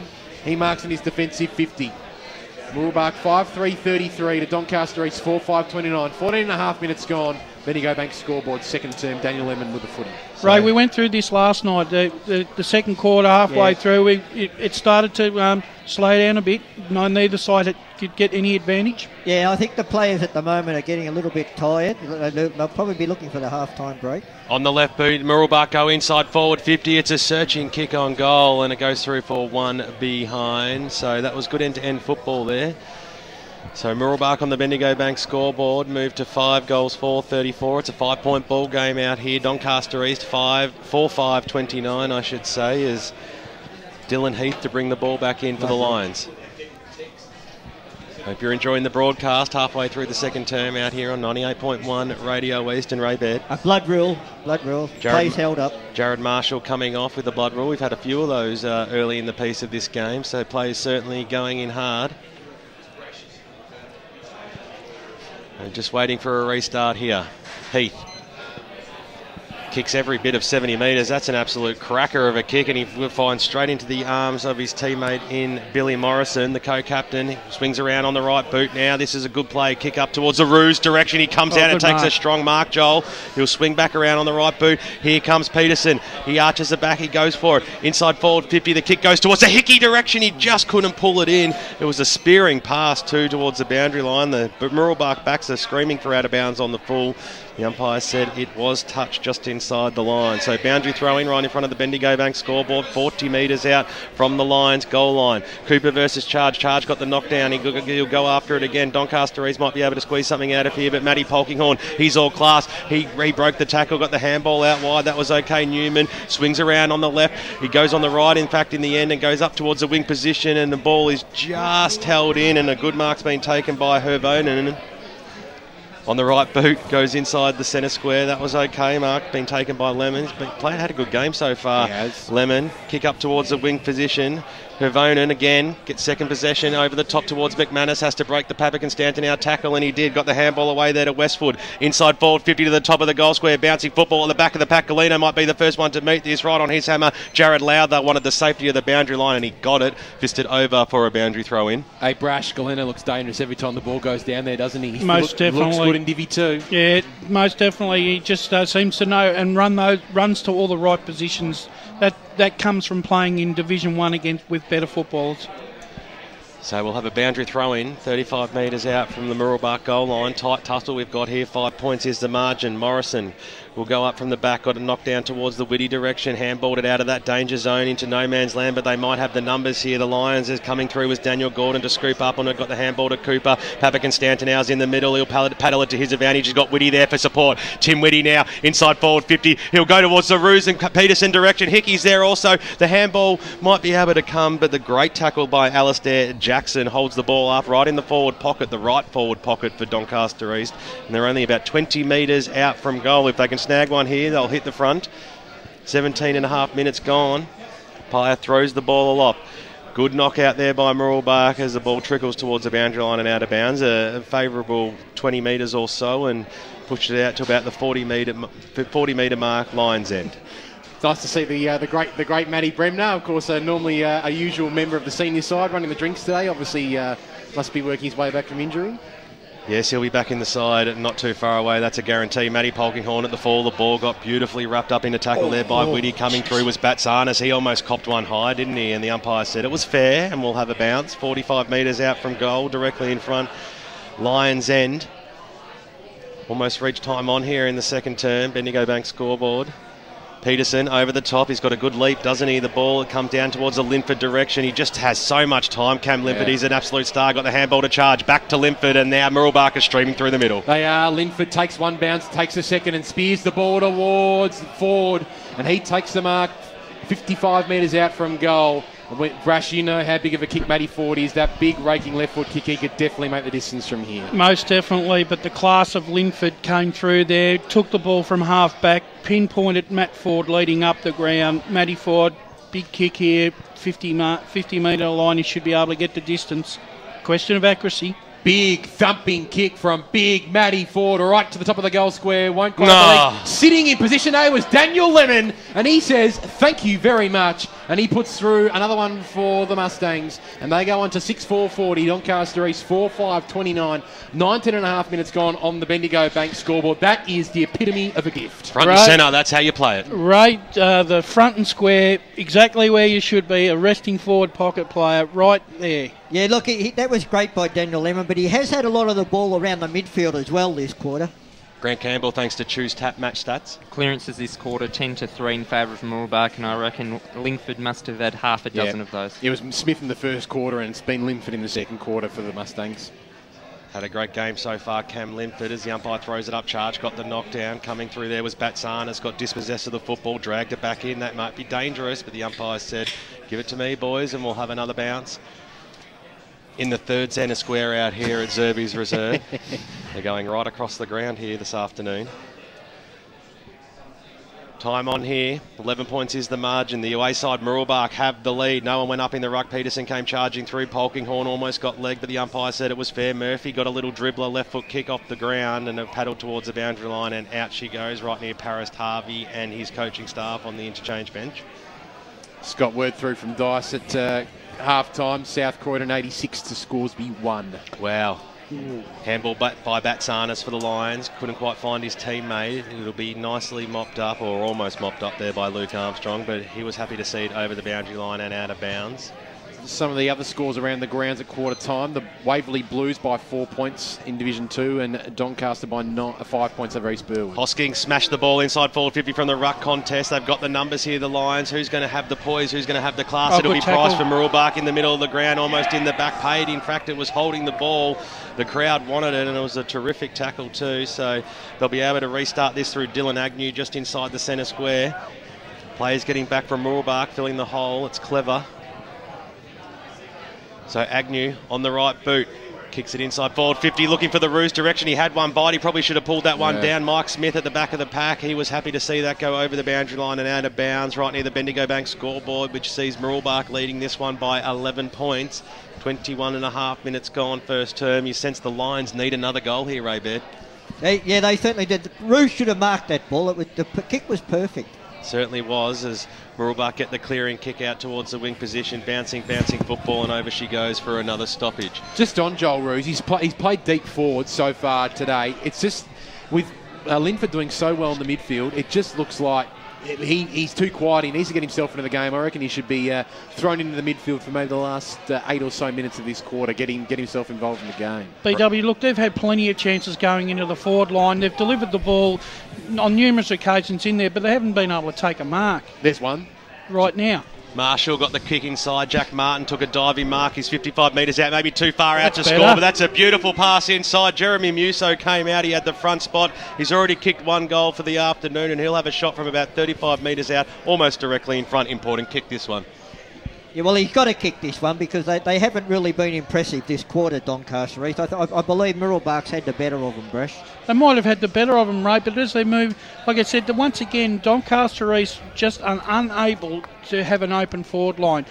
Mooroolbark are just bringing dropping numbers back and cutting their space. Musso just pops it straight over the goal umpire's head. That's his second. Doncaster East, they get to within 5 points out here at Zerby's Reserve. 5 goals on the board, and at the Bendigo Bank scoreboard reads at the 23-minute mark, 5-5-35. Mooroolbark still leading this one, though, in EFL Game Day. Match of the day, 6-4-40. Let's go have a look at some scores around the ground. As I mentioned at halftime, South Croydon 12 goals, 10, 82 I should say, sorry. Scoresby 1 behind. So certainly the Dogs are on top there at the moment. You'll have all the scores, around the ground scores with Dyson Baker and Will in the Pie Shed halftime show. All thanks to Mark Phelan and the team at the Pie Shed.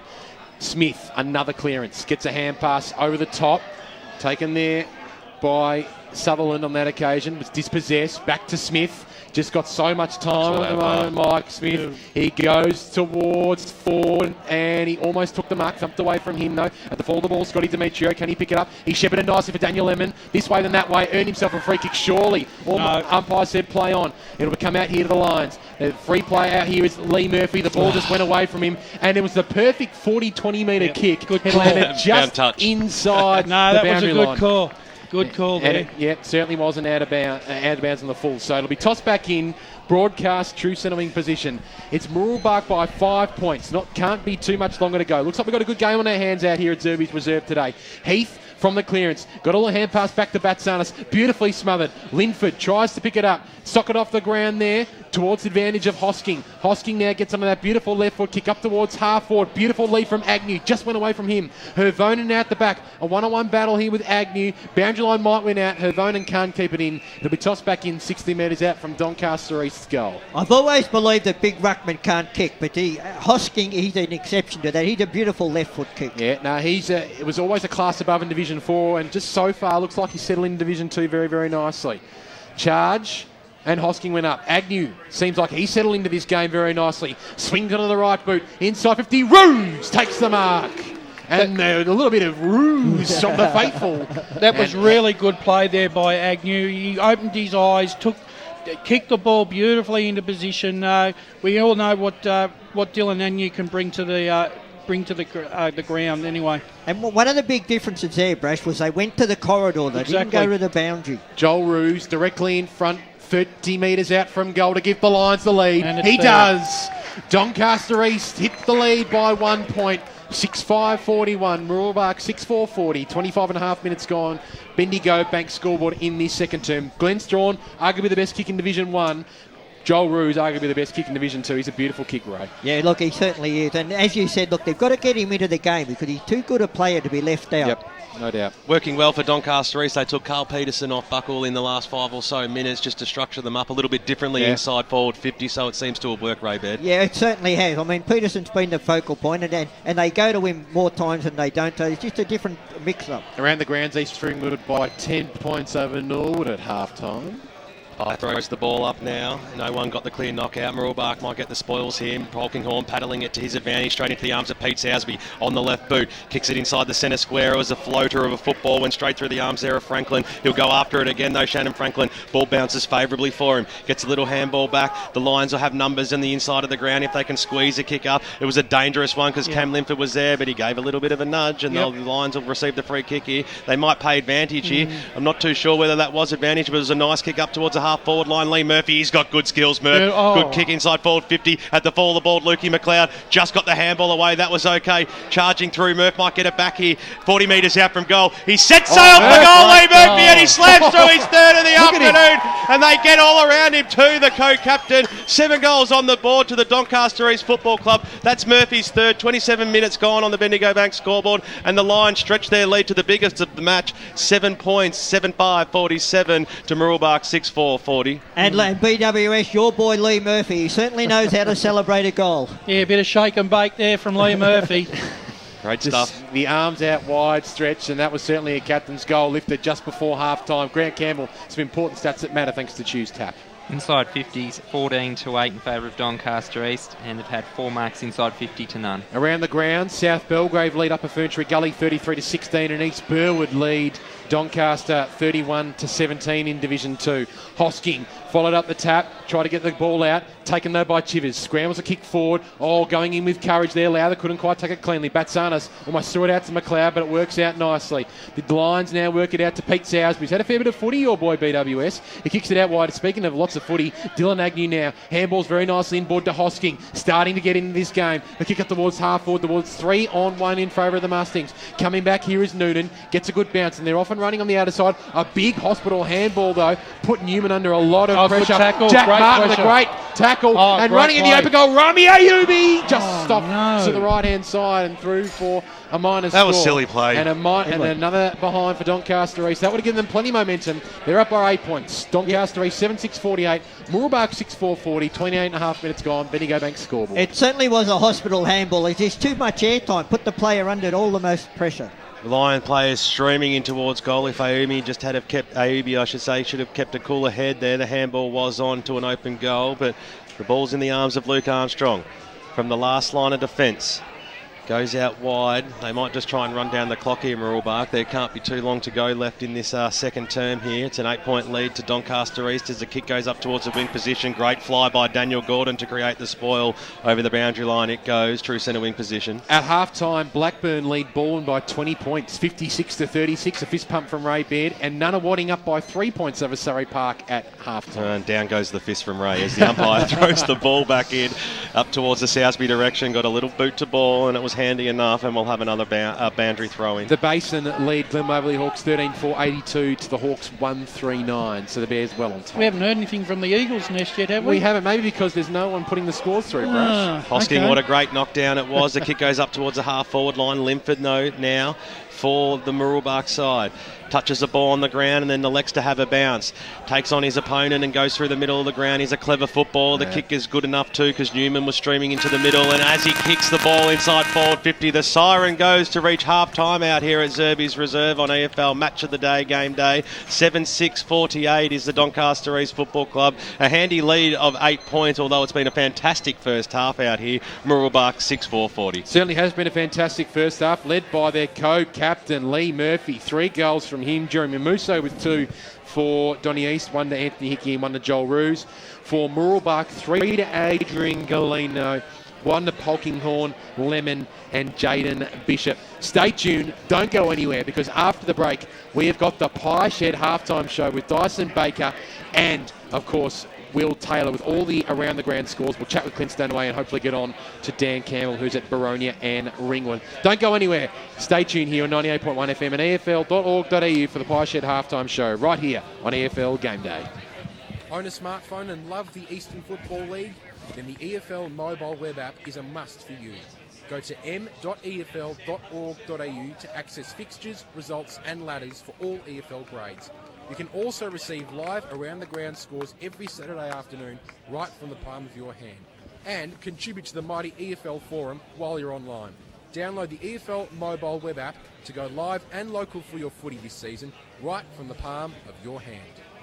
Radio Eastern 98.1 is 22 after 3. It's currently a very pleasant 24 degrees in Melbourne's outer east. Barry Cott's back here in the studio, and we'll return very shortly to the Pie Shed halftime show out there at Doncaster East. But let's check some AFL scores, and it's halftime at the Adelaide Oval in Adelaide between Adelaide and the Sydney Swans, and it's the Sydney Swans 9-56. Leading Adelaide at 5-7-37. Goal kickers for the Swans. Cunningham has 2, Buddy Franklin has 2, and Parker has 2. And for Adelaide, their major goal scorer is Grigg with 2, and singles each to Douglas and Podsy Adley. Major possession getters for the Swans. Parker has 14, Kennedy 13, and for Adelaide, Dangerfield and Douglas have 14 each. The other game this afternoon at Etihad Stadium is between the Western Bulldogs and Richmond. And at half-time, it was the Bulldogs well in front. Bulldogs 9-5-59, leading Richmond 3-4-22. Currently, it's the 7-minute mark of the third quarter, and it's Western Bulldogs 9-8-62, leading Richmond 4-4-28. So there could be, well, a big upset there. Major goal kickers for the Bulldogs, Jones and Jong have 2 each. Adam Cooney has 1. And for Richmond, Cochin, Griffiths and Martin have 1 each. Major disposal getters for the Bulldogs, McRae has 20, Boyd 18, and for Richmond, Trent Cochin 17 and Jackson 12. So there's your AFL scores. And the twilight game this afternoon is the Q Clash up there at Metricon Stadium in Queensland, and of course between the Gold Coast and the Brisbane Lions, and we'll give you details of that score a little bit later on when that games get underway. This is EFL Game Day. Stick around because the Pie Shed halftime show comes up in just a moment. For all things EFL, The Huddle. Good evening, Eastern Football League lovers. One of the punishments is you've got to get a spray tan the Friday night before a game. Oh, nice. Wash all the jumpers. And of course, he is Glenn Archer, and welcome to the program tonight. G'day, Glenn. G'day, guys. How you going? If it was up to Dino, he's winning the league BNF, our BNF. How much longer we've got to see Stewie Wine going around in the Eastern Football League? Probably about 1 quarter. 6 p.m. every Wednesday on 98.1 Radio Eastern. Had an accident on the field? Head straight to Ikira Urgent Care for immediate medical treatment, and you won't have to wait. For a maximum of $75, we'll treat your broken bones, sprains, strains, cuts, or any other game day injuries. Walk in at 157 Scoresby Road, Baronia, or call us on 9839 3333. That's 9839 3333. Ikira Urgent Care. We have you off the sidelines in no time. Station sponsor. For all the latest news and information on the Eastern Football League, make sure you check out our website, www.efl.org.au. EFL Saturday Game Day continues. Let's head back and go local for your footy. Yes, welcome back to Zerby's Reserve here in Doncaster East. You have just joined us for the the Pie Shed halftime show out here at Zerby's. It's Doncaster East 7-6-48, leading Mooroolbark 6-4-40. And don't forget the Pie Shed's pies are absolutely delicious, combining fresh meats and vegetables with just the right combination of herbs and spices. The Pie Shed offers over 40 varieties, Soupy, 40 varieties of pies with a reputation second to none. See Mark and the team at 295 Canterbury Road in Bayswater, or call 9720 7711. Pretty close encounter we got on our hands at the moment. Donny East leading by 8 points. Where was it won and lost in that second term, Soupy, for Tuesday? Well, Mooroolbark did well in the clearances, winning 16-9 and out of the centre 5-2. But apart from that, it was all in favour of Doncaster East. They had 43 kicks to 34, 37-25 uncontested possessions. They won the inside 50 count 15-9. They had 5 intercept marks to 2, and they turned around the marks inside 50. In the first quarter, it was 4-1 in favour of Mooroolbark, but in the second quarter, it was 4-1 in favour of Doncaster East, and I think that might be one of the key stats for the remainder of the game. That's why he's the best in the business, thanks to Yarra Valley Water and Choose Tap. Here's Grant Campbell for the Choose Tap match stats. As I said, it's Doncaster East leading 7-6-48 to Mooroolbark 6-4-40. While we get Clint Stanaway on the line, Will Taylor, some of the scores at halftime. Yeah, let's start off with Division 1. Blackburn are leading Bowen by 20 points at halftime. South Croydon are thumping Scoresby by 81. Scoresby only just the one behind at the moment. South Croydon 12-10-82. East Ringwood are leading Norwood by 10 points. Let's move on to Division 2. And Doncaster is in our radio game, leading by 8 points at half-time. Waverley Blues are leading Croydon by 22 points, and Eastfield leading Doncaster by 14 points. Spoke about getting Clint Stanaway on the line for the first time in 2014, the workhorse of the Channel 9 News team. It's a very good afternoon to Clint Stanaway. Dyson, good afternoon to you. A good day out there at Doncaster East, no doubt. Picturesque, absolutely picturesque. This ground is looking a treat. Just going through some of the AFL scores that are coming through, a little bit of a turn-up going on at Etihad Stadium. Absolutely, where the Western Bulldogs really jumped out of the blocks there at Etihad. They certainly aren't playing like a winless side right now. They lead Richmond by 27 points, but your sense of Tigers' fight back isn't too far away. They look a lot sharper in the third term. The Dogs, though, they've been inspired by the likes of Stewie Cramery and youngster Jackson McRae, so we'll be watching that one with interest. In Adelaide, meanwhile, the Swans, they hold sway over the Crows. Buddy's booted 2 goals so far. Now, to the rest of the day's news, and there'll be some high fives dished out around EFL grounds right now because figures have revealed Melbourne is in the midst of a property boom with prices soaring by as much as 32% in a year. Now, the greatest rise has been in the eastern suburbs. So there you have it. That's what we like to hear. Now, up in Sydney, on a more sombre note, there's been emotional scenes at the Golden Slip where the racing community has observed a minute's silence for jockey Nathan Berry. How about this? Crazy scenes in the city as fashionistas queued overnight for Swedish retail giant H&M. And Cooter's back at Princes Park. Why? To help in the Battle of the Bulge. We'll explain exactly why later on at 6. Lots of sport too. The footy highlights the wash-up from last night's super impressive Hawthorn demolition of the Dockers. And James Magnuson, the missile, he's misfired yet again, second at the Aussie Championships. It's all coming up at 6, Dyson. On the ball from the word go. Wouldn't have expected anything less from your good self, Clint. We'll speak to you next week. Thanks for that. We look forward to seeing Clint Stanaway on 9 News from 6 p.m. tonight. Absolutely fantastic job. Will Taylor, some of those stats that you're running through? Yeah, let's go. Scores you were running through, I should say. Yeah, let's go to Division 3 now. South Belgrave are leading Upper Ventry Gully by 17 points at half-time. The Basin are thumping their way through Glen Whaley by 73 points. Whitehorse leading Chenside Park by 43 points. Baronia leading Ringwood by 33 points. In Division 4, Sylvan leading Warrandyte by 15 points. Eastern Lions leading Kilsyth by 22 points. Nuttawading hit the front over Surrey Park at half-time by 3 points. Park Orchards leading Colstree by 28, and Venture Gully, their lead's been cut back to 11 points over Forest Hill. So some interesting results right around EFL grounds as they come in during our Pie Shed halftime show. Remember to go and see Mark and the team down at 295 Canterbury Road in Bayswater, or call 9720 7711. An absolutely fantastic contest we've got going on out here. Another man who's watching another game of in Division 3 at the moment is Dan Campbell, who's out at Tormore Reserve, and Baronia looking to do it pretty easy at the moment, Dan. Oh, they certainly are. They're leading at the moment, 7-7-49 to Ringwood, 2-4-16. And I'll tell you what, it's the usual suspects for Baronia that are standing up this afternoon. Bazinskis has been fantastic. Ryan Henderson, Patrick Garrity, Lachlan Watson, and of course Dean Grice. I won't forget him at all. The goal kickers for Baronia at the moment, Cameron Jackson has 2, and Luke Scanlon has 2 goals as well, on debut for his new club, of course, and playing against his former coach from last year. His former side from last year, Glen Waverley Hawks. I think for the problem for Ringwood at the moment, they don't have enough contributors around the ground. Of course, Danny Gray kicked their only 2 goals, and Matthew Carnelli, former teammate, of course, with Glen Waverley Hawks, now at Baronia with Gray, of course, and Nick Gall has been fantastic as well around the ground, the mobile big man as he is. But I'll tell you what, Mick Gall spoke at quarter time to his Ringwood boys about the fact that they just need to stop Dean Grice around the ground. It's almost as if, we've all seen Dean Grice play, and he's played at Port Melbourne, of course, and it's almost as if the world goes in slow motion whenever he has the ball. He's just got so much time and composure, and that's been the real key difference for Baronia at the moment. They're hitting targets going forward, and they're able to present well up forward too. So Dean Grice, as usual, got the ball in a string once again. Yeah, certainly does, Dyson. But also Patrick Garrity, how hard does he work around the ground? Number 69, of course, for Baronia, Patrick Garrity.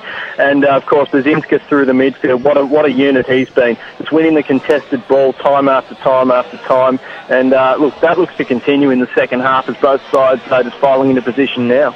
Hopefully we can see Ringwood pull it out in the second half, and we'll hear from you after 5 p.m. on the BGS after match report. Fantastic. Hopefully we can see a decent contest out there at Tormore Reserve. I hope so, Dyson, for my own sanity. Thank you very much to Dan Campbell out at Boronia and Ringwood from Tormore Reserve.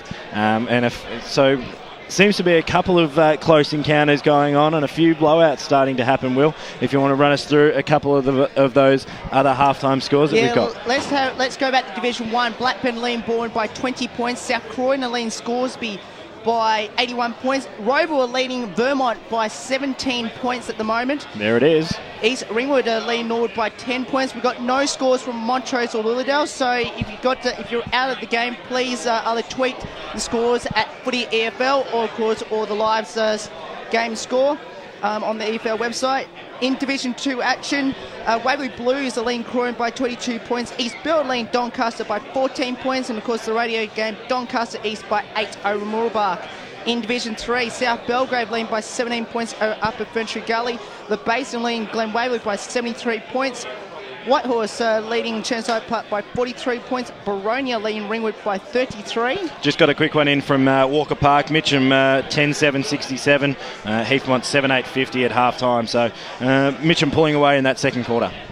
Let's move on to Division 4 now. Sylvan leading Warrandyte by 15 points. Eastern Lions leading Kilsyth by 22 points. Nutter Whiting leading Surrey Park by 3 points. Park Orchards are leading Colston by 28. And Ferntree Gully leading Forest Hill by 11. Thanks very much, Will Taylor. Now, Brash, just going through and dissecting this one. It was Mooroolbark by 5 points at quarter time. It's now Doncaster East leading by 8 points at half time.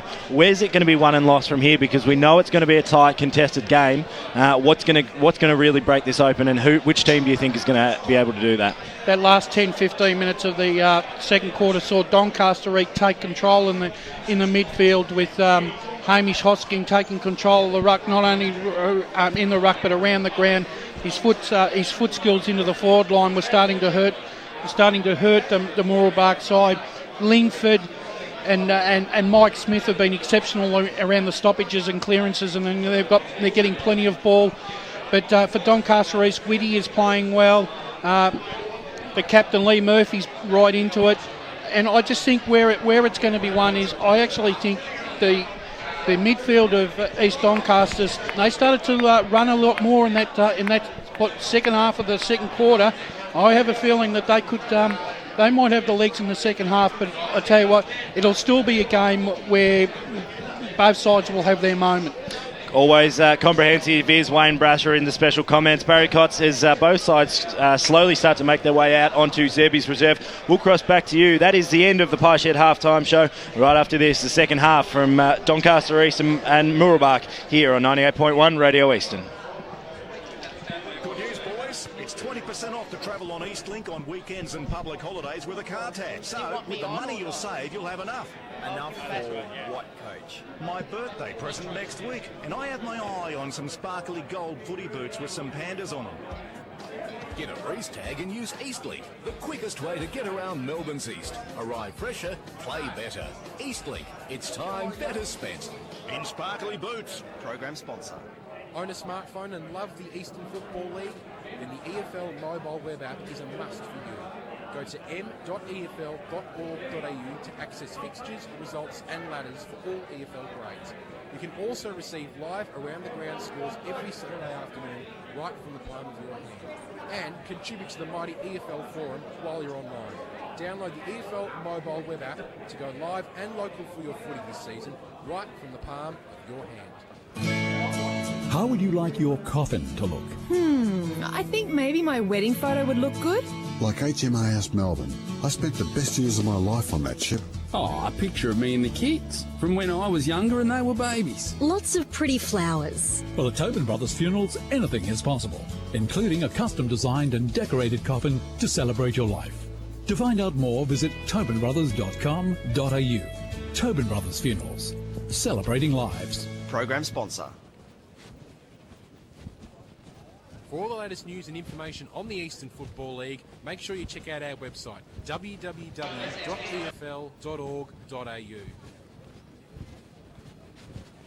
For all things EFL, The Huddle. Good evening, Eastern Football League lovers. One of the punishments is you've got to get a spray tan the Friday night before a game. Oh, nice. Wash all the jumpers. And of course, he is Glenn Harcher, and welcome to the program tonight. G'day, Glenn. G'day, guys. How you going?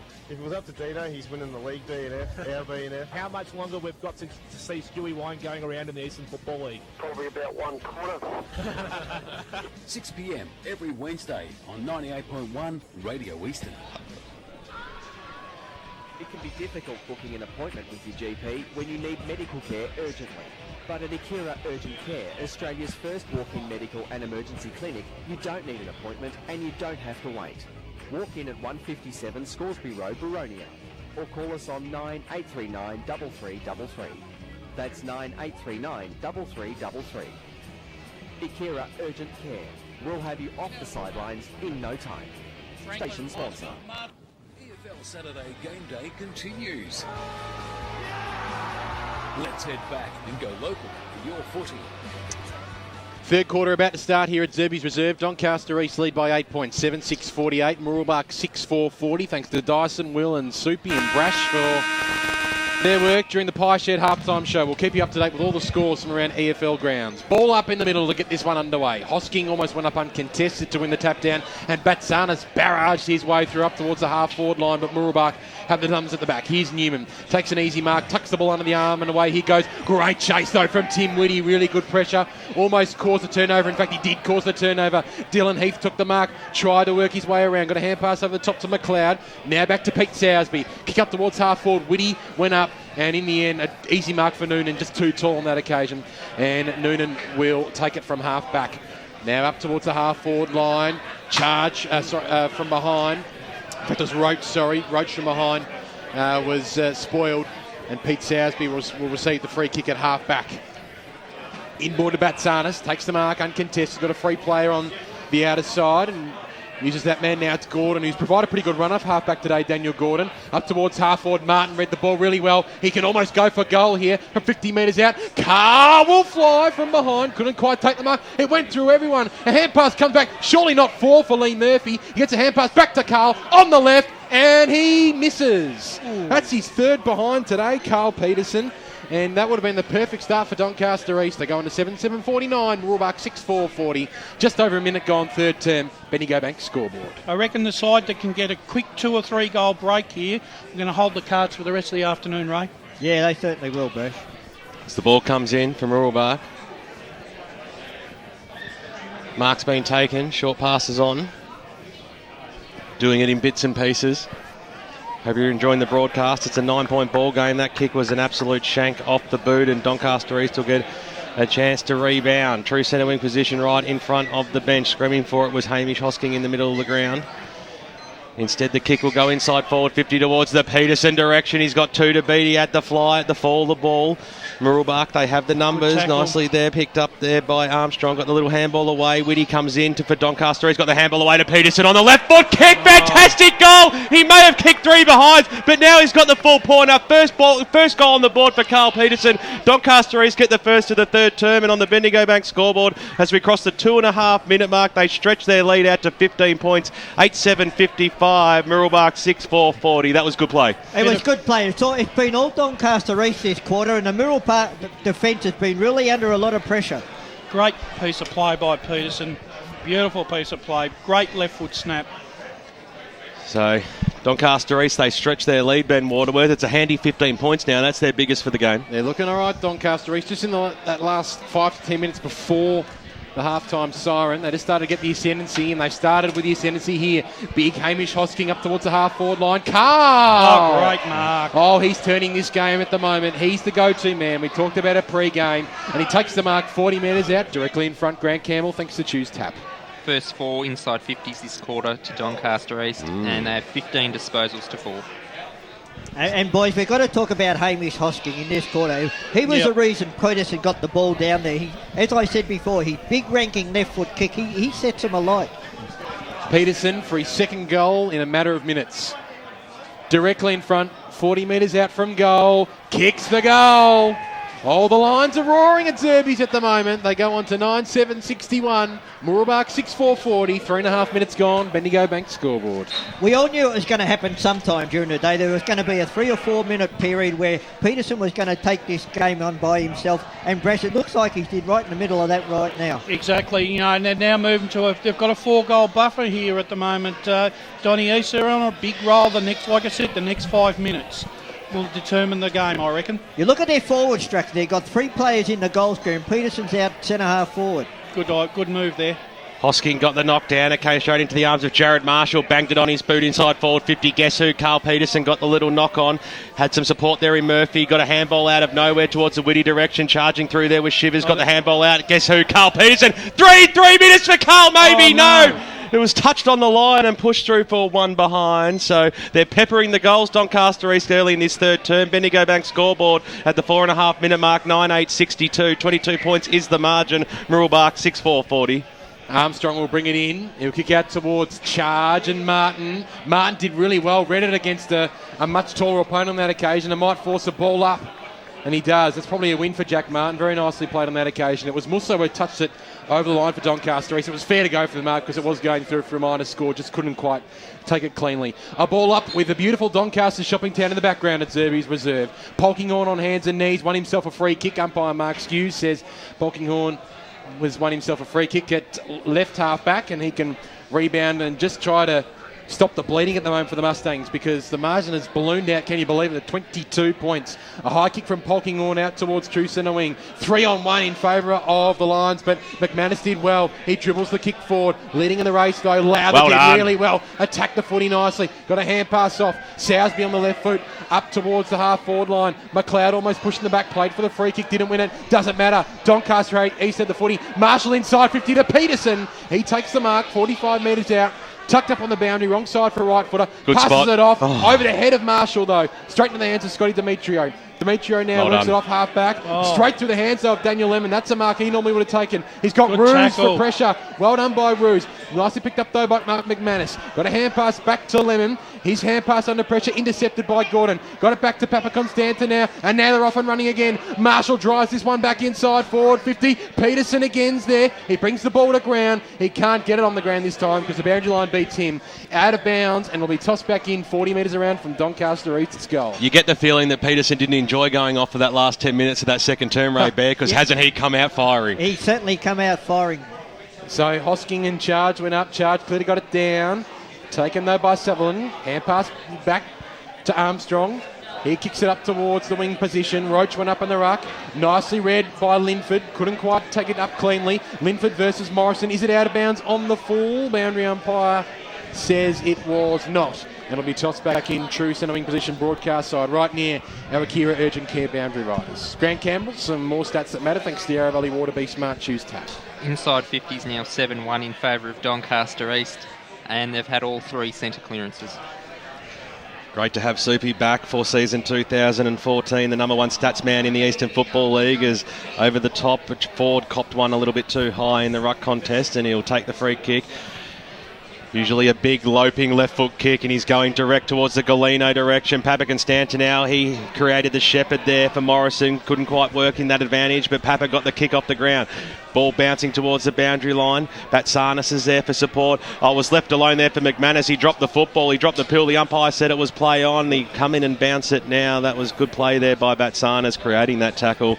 And we'll have a bounce inside the forward arc for Mooroolbark, 40 metres out from goal. Let's cross down boundary side quickly, thanks to Akira Urgent Care. Looks like Dylan Agnew's got the job on Polkinghorn for this second half. And an important job he does too, Agnew, is on hands and knees. Smith got the little handball out. That was okay. The umpire said high tackle, and it'll be a free kick to Mooroolbark going the way of Westwood. No, Sutherland. So Sutherland, I apologise. We'll have a shot on goal. Ray? Brash? Yeah, look, one of the things I've just noticed there with Doncaster East is they're dropping a man back now to stop Adrian Galeno's run into the ball where he can actually back and then rewind about. Important kick by Sutherland. It might get the carry. It's got the distance. Over the goal umpire's head it goes, and that's an important goal to the Mooroolbark Football Club as we cross the 8-minute mark of this third term, the Premiership quarter as they call it. Mooroolbark moving on to 7 goals for 46. They're still trailing, though, by 2.5 goals. Doncaster East 9-8-62. So Sutherland puts through his first. Just running through those other goal kickers. Galeno with 3, 1 to Polkinghorn, Lemon and Jaden Bishop. For Donny East, 3 to Lee Murphy, 2 to Musso and Peterson, and 1 to Anthony Hickey and Joel Roos. For those who hadn't heard of Montrose and Noble Park score, it's a very close game at half-time. Montrose 7-7-49, only trail by 1 point. Noble Park 7-8-50. Ball back in the middle. I told you so through the effects mic of Damien Watson. Picked up though by Whitty. A high kick inside 50. Peterson in position. Oh! What a fly! Couldn't quite take it down. The folk here in the club room's got up and about. It picked off the ground here by Agnew. And a throw, I think, against Agnew. And it will be a free kick going the way of the Mustangs. Looks like Sutherland on that outer side. Just where I'm sitting, boys. Carl Peterson was higher than the shopping centre over at Doncaster. Oh, it's a beautiful, beautiful side as well. Morrison fists the ball away, a true centering position. Trying to work his way through there was Lemon. Umpire Craig Johnson comes in and will ball this one up on the outer side, true centering position.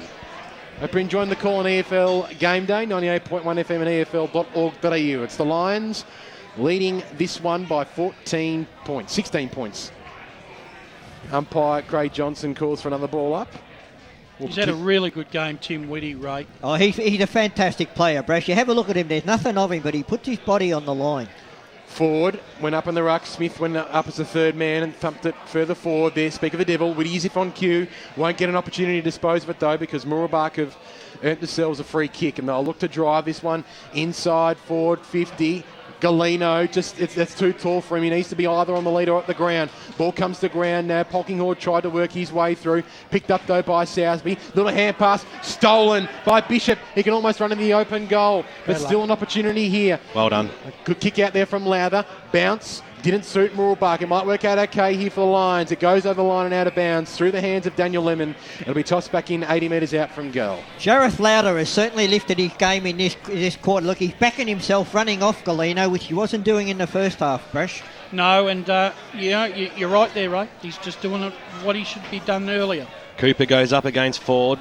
Ball comes down to the bottom here. Doncaster East might have the numbers at the bottom of the pack. Streaming through the middle of the ground they go. Inside forward 50. The kick towards the Peterson direction. He was worked out of the football there. The umpire said there was a Shepherd involved there. Yep. And Carl Peterson will receive the free kick. He's about 35 metres to 40 metres out from goal. He'll kick from almost directly in front and look to kick through his third for the term, Ray Baird. Look, he was certainly taken out of the contest. There was no queries about the free kick.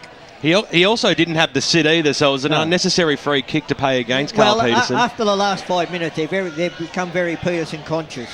Exactly right. So the answer on the board is what Doncaster East is after here. Mooroolbark got the last goal. Doncaster East has started this term fantastically. Speaking of starting fantastically, Carl Peterson, but he kicks his fourth behind of the afternoon, pushes it to the right-hand side. And on the Bendigo Bank scoreboard as we cross the 12-minute mark of the third term, Doncaster East lead this one 9-9-63, Mooroolbark 7-4-46. Armstrong brings it in towards left half. Back Smith! Oh, big fly over the top. Couldn't quite take the mark. Comes to ground now, and Doncaster East's Dylan Heath will hold it up, and it'll be balled up 90 metres out from Doncaster East goal. Yes, Adrian Galeno is basically all on his own in that forward line. They've opened the forward line up again. He's Doncaster East opponent is getting back to cover him now. Balled up now. Forward in the ruck. Papa Constanta now came over the top only as far as Demetrio. Scotty goes to the check side. Bunana up towards centering position. Gained some touch. Smacked into the fence and smacked into one of the trainers there for Mooroolbark. It looks like the trainer's okay. He's just getting to his feet now. And it'll be tossed back in. Mooroolbark trainer looks to be on hands and knees. Just a bit of a knock. It looks to the right leg. Might get an injury update, thanks to our key urgent care boundary riders. As Papa Constanta now went up as the third man, tried to follow up his work on the ground. Players conversion the footy now. Smith almost got a high tackle and he will earn himself a free kick here. Dylan Heath was the man who gave away that free kick, so Smith centering on that outer side. certainly been close to Mooroolbark's best player in that first half. Definitely. A high kick inside forward 50 to I don't know who. That's gone out of bounds on the full. 50 Talk about a Moz. Mooroolbark's goal. And right in front of the beautiful electronic Bendigo Bank scoreboard here at Zerby's. Doncaster East 9963, Mooroolbark 7446. They retreat back. Doncaster East under a lot of pressure now. It's a poor kick, but they'll try and work it out. Morrison sweeps a hand pass over the top. Was not a good hand pass at all. Picked up by Sutherland. Got a hand pass back to Lemon. Can Doncaster East hold it up? They can. That was really dangerous. Well done by Sousby on that occasion to hold it up. And it'll be tossed up. 50-metre arc for Mooroolbark. Craig Johnson throws it up. Ford couldn't quite take it out cleanly. Ball on the ground. Smith won a hard footy. Almost won himself another free kick. A hand pass comes out towards the back. Linford receives now. A hand pass back inboard. The kick towards Newman. Good. For Mooroolbark worked out well. A left foot scrubber inside forward. 50 Papa Constantin met it there with Roach. Through the hands there of Hervonen.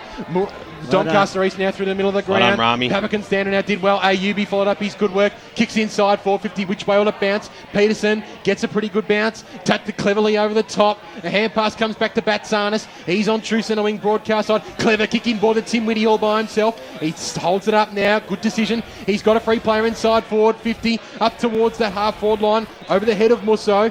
Running towards the boundary line. McLeod couldn't quite pick it up cleanly. Mooroolbark looked to throw it out here. They almost do throw it out. And seeing it over the line is Alistair Jackson. Right forward pocket here at Zerby's Reserve. Doncaster East 9963. Mooroolbark 7446 Brash. I think Mooroolbark need Linford and Smith to get back in, get their run back into the game. Otherwise, the game could slip very quickly. Pye throws the ball back in. Peterson paddled it towards his advantage, but he had Armstrong right on his hammer as we cross down boundary side thanks to Akira urgent care to Damo. The breeze has picked up here at Zerby's Reserve heading towards the northwest, and I can tell you the Mooroolbark trader is all right. He's up on his feet. Pye throws it back in over the top there. Hosking got the knockdown. No one's going to get away with this one when you've got McManus and Polkinghorn laying the tackle, and we'll have a bounce about 45 metres out from the Lions goal line. They're leading this one by 17 points. 15 minutes gone in the third term. Peterson tried to take it straight out of the ruck. McManus came charging through. He got wrapped up in a tackle very nicely, and we'll have a bounce. A tackle there by Luke McLeod. So restart happens. Umpire throws the ball up across the 50-metre line. Going in there hard was Ford. Tried to get a handball out. Just managed to get the ball away. Whitty comes in for Doncaster East, and it paddles over the boundary line and out of bounds. Mooroolbark players asking for deliberate. That certainly isn't going to be paid. But there's no point not asking. As the umpire brings the ball back into play now. Hosking. Big knock over the top. Polkinghorn came in from Mooroolbark, tried to break a tackle. Whitty came in, dispossessed him of the football. Hands and knees, Lukey McLeod as well. And once again, we'll have another stoppage as we go to Grant Campbell, thanks to Choose Tap. Inside 50s this quarter, 12-5 in favour of Doncaster East. Hit-outs around the ground, 7-4 Mooroolbark's way. From the centre, 4-0 Doncaster East's way. Umpire starts this one again. It'll come down, the fall of the ball, we'll find it in Linford. It didn't bounce favourably for him. McManus is in there, had some little bit of support there as well. Here comes Shivers on the right boot, bangs it up towards centre half forward. It's a monster of a kick over Galino's head. It's an open forward 50, the foot race is on. Co-captain Billy Morrison and Peter Sousby are after it. Handball over the top there. It was a bit skew-if, but Rami Ayubi came in to lend some support, went off with an elbow injury in the first term, but he's back and firing in this third quarter as Martin takes the mark in the back pocket for the Lions. He'll go back over the top looking for Ayubi. The kick wasn't too crash shot. You give the guy a wrap, and Daniel Gordon sees the ball over the boundary line and out of bounds. The delivery of the Mooroolbark into the forward 50, Brash, is not what it was in the first half. No, it's dropped right off, Ray, but I put that down to the pressure that East Doncaster are putting on their ball carriers. Roach got the knockdown straight into the path of his teammate in Polkinghorn, who somehow got out of traffic, got a little left foot kick across the face of goal, but Doncaster East, they have the numbers. Good play there by Shannon Franklin. Sold some candy and then booted the ball away, and once again we've mozzed them because out of bounds it goes on the full. And Mooroolbark will have a shot on goal here, 45 metres out. Very acute angle, members side of the ground, and Scotty Demetrio, who certainly loves a goal and loves a celebration, returning to the Mustangs this year after a stint at East Ringwood, assistant coaching. So right in front of the Mooroolbark faithful. He's looking sideways, but Seems pretty confident in his approach. So Scott Demetrio lines the ball up now. It's a good-looking kick off the boot. It's a straight kick. Welcome back to the Mooroolbark Football Club. Scotty Demetrio, and the celebration is on. And Mooroolbark narrow the margin back at the 18-minute mark of the third quarter. And on that Bendigo Bank scoreboard, the margin is back out to 11 points now. Well, only 11 points, I should say. Doncaster East 9-9-63. Mooroolbark 8-4-52. Didn't they love that one? Oh, they certainly did. And as you said, Scotty, he knows how to celebrate a goal. But there was a goal that Mooroolbark had to get there. Look, they put themselves back into this game. It's been a game where one side would get on top for 10 or 12 minutes and then the other side coming back. And it looks right now that maybe Mooroolbark are on the way back, Brush. Most definitely. It was, all East Doncaster for the first 10 minutes. Doncaster East, Brush. Sorry. Another blasphemic style of sentence being uttered here in the Zerbies reserve club rooms as the ball's back in the middle. Big tackle laid there by Tim Whitty, and it'll be balled up once again. Sam Blees, Melbourne player, watching his old Norwood side. Good to see him out there tweeting away. Dan Campbell, who we heard from in the Pie Shed halftime show, tells us that Boronia lead Ringwood by 31 points during the third quarter. Clever little tap from Daniel Lemon goes inside forward 50. Clever little tap from Heath. Suited Luke McLeod. Tackle though from Lemon was good. Comes out towards McManus. He's on top of the footy with Sowsby. And umpire Mark Skews hovers over the ball. And it'll be balled up 55 metres out from goal. Hope you're enjoying the call on 98.1 and EFL.org.au. Donny East by 11 points, 20-minute mark of the third term. Smith tapped it forward only as far as Morrison. Sowsby got a little kick out wide to Hosking, and he's got a free player over the top. Batsanis went over his head. Very clever little tap over the top to his co-captain in Lee Murphy towards a 2-on-1 situation. Might suit Ruse. It ends up here with Noonan. Ruse used his body really well on the non-preferred right foot up towards the full forward area over the head of that man in Hickey on that occasion. It looks like he's been playing more of a deep forward role today rather than through the guts. And it goes over the line and out of bounds 20 metres out from Donny East's goal. That bit of play right in front of our commentary box there. Bat Sanders, that was fantastic the way he tapped that onto Lee Murphy. Yeah, showed really good commitment there. Charge and Hosking, give that one a charge. Clearly got it down to Demetrio. He was slung by his co-captain Lee Murphy. He goes in again. Lee got a little hand pass out. A big tackle laid by McLeod. Umpire Craig Johnson says, give it to me, gentlemen. We'll toss this one up 35 metres out from Donny East's goal. A lead by 11 points. 20.5 minutes gone. A goal here would just give them a bit of breathing space. Clever tap from Hosking. Got it out wide, and a kick from... He's got 4! Lee Murphy has got his goal-kicking boots on today and his celebration boots on as well. And Doncaster East going to 10-9-69. Mooroolbark 8-4-52. 21 minutes gone. Bendigo Bank scoreboard. Very handy. That was a very quick answer by Doncaster East there. And Lee Murphy was right on the boundary. He got the ball from the throw-in and somehow he's dribbled it along the ball through the goals. Somehow didn't make it into Brash's top 50 either at the start of the season, but certainly showing what he can do on the park. If you got an issue, get a tissue.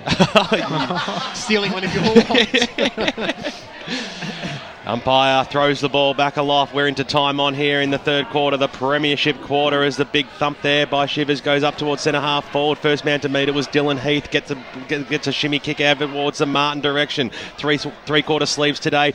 Screws the ball up towards the half forward line. It was an interesting one. Ruse will get the handball towards the Whitty direction. It just needs to paddle up for him. He's a class player. Look at Peterson. Streams out and takes the easiest of chest marks. That was fantastic play by Whitty. It wasn't bouncing favourably for him, but he kept at it, kept pushing the ball forward. Eventually it sat up for him and bang on the chest. Look, there were some great players there. Jack Martin off the half back line. He's the one that started all that. And then Whitty, he was, as you said, he's very clever the way he tapped the ball along until he got the right bounce and he hit Peterson fair and square on the chest. Showed great poise there, Whitty.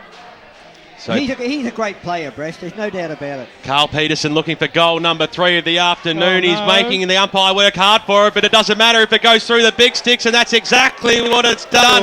Goal on the board to the Doncaster East Football Club. They have answered the challenge by Mooroolbark early in this third quarter, and on the Bendigo Bank scoreboard at the 23-minute mark of the third term, Doncaster East moved to 11-9-75. Mooroolbark 8-4-52. That's a huge goal, Ray Baird. Yeah, look, Doncaster East, they play some very exciting football. When they have the ability to run it off the half-back line, they play that outer wing very well with their outside runners, and it's very exciting when they get on a roll. Ball back in the middle. Umpire Mark Skews will toss this one up. Cooper went up in the ruck. Comes down to McLeod. Clever little hand pass out wide to Batsanis. He's certainly having an impact in his first game. Now out wide to Franklin. He can switch it. Kick has to be good, and it is for Heath. Takes the mark and regains the momentum for Doncaster East. They've really broke the game open in this third quarter. The kick out towards the half-forward line is a good one as well. Finds Agnew. Looks very, very settled in Division 2 senior footy. He goes inside, 450. Carl went over his head at the back charge, almost kicking in danger because Peterson put his head over the footy and it trickles over the line and out of bounds. Forward 50-metre arc, right on the forward 50-metre arc for Doncaster East.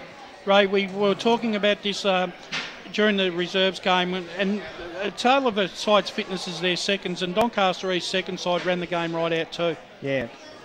Cooper went up in the ruck. Couldn't quite tap it out cleanly. Newman on hands and knees. Got it out. Nicely done to Price. Back to Westwood. And, in fact, it was Jackson. Tim Winnie on the bottom of that pack did well to get a hand pass out, only as far as McManus. A high kick. That certainly's got drizzle on it. But a very nice mark from Mike Smith. Just a class above sometimes Mike Smith. Some of the things he does. So he takes the mark. True half back. And he spears towards the outer wing. Good lead. Good mark taken by Jaden Bishop. Mark's right in front of Steve Buckle in the Doncaster East coaching box.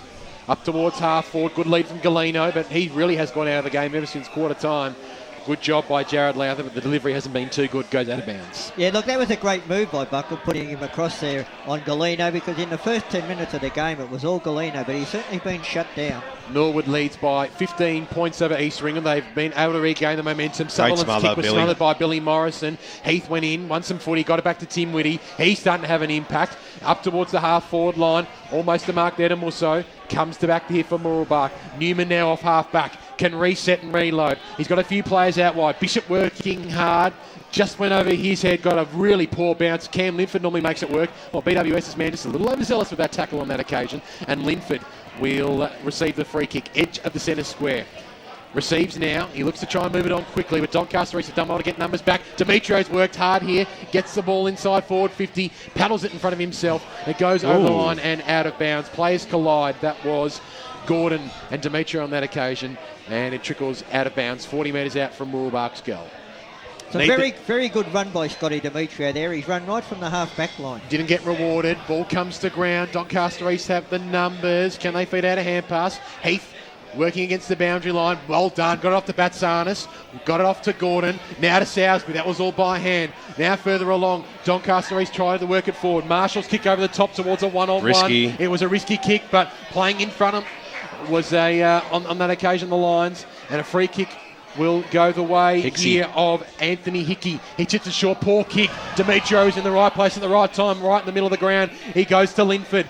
Linford now has got a player running on that outer side, and he sees him now. Here's an opportunity for Bishop. Went over his head, straight into the hands of Roach. He's 55 metres out from goal, left half forward. Roach handballs and in border McManus. He's a big kick. Which way will he go? Towards the half forward line, and a big mark and a big lead for the Mustangs. And coming out and taking a nice mark was Cam Westwood, and he can go back 45-degree angle, 45 metres out from goal. Ray, they need this goal. They really need this goal. It's for kick Mooroolbark's ninth. Yeah, they've got to get it to stay in the game, Brash, because this quarter's been all Doncaster East. 23 points the margin. This to make it 17. Westwood's kick looks right. It stays right. That was a must-kick goal. And through for a minor score. On the Bendigo Bank scoreboard, just ticked over 27 minutes. Mooroolbark 8-5-53, Doncaster East 11-9, 75. Plenty of great games as you go local for your football this afternoon. Do we have an updated score from Mitcham, Ben Waterworth? Mitcham had just gone out by about 4 goals, I think. Okay. So Heath for Doncaster East sends the ball right into the middle of the ground. It was knocked away by charge. Coming through there was Westwood. Got a handball backwards. That was okay. Demetrio on the left boot found Linford. They link up well here. Mooroolbark will have another shot on goal. 45 metres out. Slamming it through for one behind. So they're peppering over the last minute or so, the Mooroolbark Football Club, and geez, they needed one to go through the big sticks, Ray. Yeah, well, they're peppering, but they're not hitting the targets. You're right, BWS. But look, Linford's the one in the last 3 or 4 minutes has lifted his game and actually getting a lot of the ball and getting them back into the game. I think Linford's probably been Mooroolbark's best player out there on the park today. He's been absolutely fantastic along with Mike Smith. I agree. Mike Smith's a very good player, but at times he takes too long to kick the ball. Mark's been taken by Jared Lowther in the back pocket. Takes off now, gets it out of that danger zone, and it was a good kick too. Good Billy mark. Morrison stands strong, got the handball away to Papa Constanta now. Papa loves this situation, drives the ball inside forward 50. He'll be looking for the Peterson direction. He might just not get there. At the front of the ball there was Jeremy Musso as the siren goes to end the third term. And what a fantastic quarter it was from the Doncaster East Football Club. They will go in at three-quarter time with a very handy 21-point lead. Doncaster East 11-9, 75. Mooroolbark 8-6, 54. 4 goals to Lee Murphy, 3 to Carl Peterson, all in that term, 2 to Jeremy Musso, and 1 to Joel Roos and Anthony Hickey for Mooroolbark. 3 goals to Adrian Galino and singles to Polkinghorne, Lemon, Sutherland and Jaden Bishop. Don't go anywhere. Big last quarter coming up, plus all the scores around the grounds, right here on EFL Game Day. Had an accident on the field? Head straight to Ikira Urgent Care for immediate medical treatment, and you won't have to wait. For a maximum of $75, we'll treat your broken bones, sprains, strains, cuts, or any other game day injuries. Walk in at 157 Scoresby Road, Baronia, or call us on 9839 3333. That's 9839 3333. Ikira Urgent Care. We have you off the sidelines in no time. Station sponsor. For all things EFL, The Huddle. Good evening, Eastern Football League lovers. One of the punishments is you've got to get a spray tan the Friday night before a game. Oh, nice. Wash all the jumpers. And of course, he is Glenn Harcher, and welcome to the program tonight. G'day, Glenn. G'day, guys. How you going? If it was up to Dino, he's winning the league DNF, our BNF. How much longer we've got to see Stewie Wine going around in the Eastern Football League? Probably about 1 quarter. 6 p.m. every Wednesday on 98.1 Radio Eastern. Radio Eastern 98.1, Barry Cox back here in the studio at 8 after 4. Currently is 23 degrees in Melbourne's outer east. Let's check some AFL scores now. And firstly to Etihad Stadium, where Western Bulldogs and Richmond are playing this afternoon. Well, after a slow start, Richmond put on a powerful third quarter. In the third quarter, they kicked 6 goals to Western Bulldogs 2 to wind back a considerable lead. And at three-quarter time, it was the Bulldogs 11-9-75, leading Richmond 9-6-60. A lead of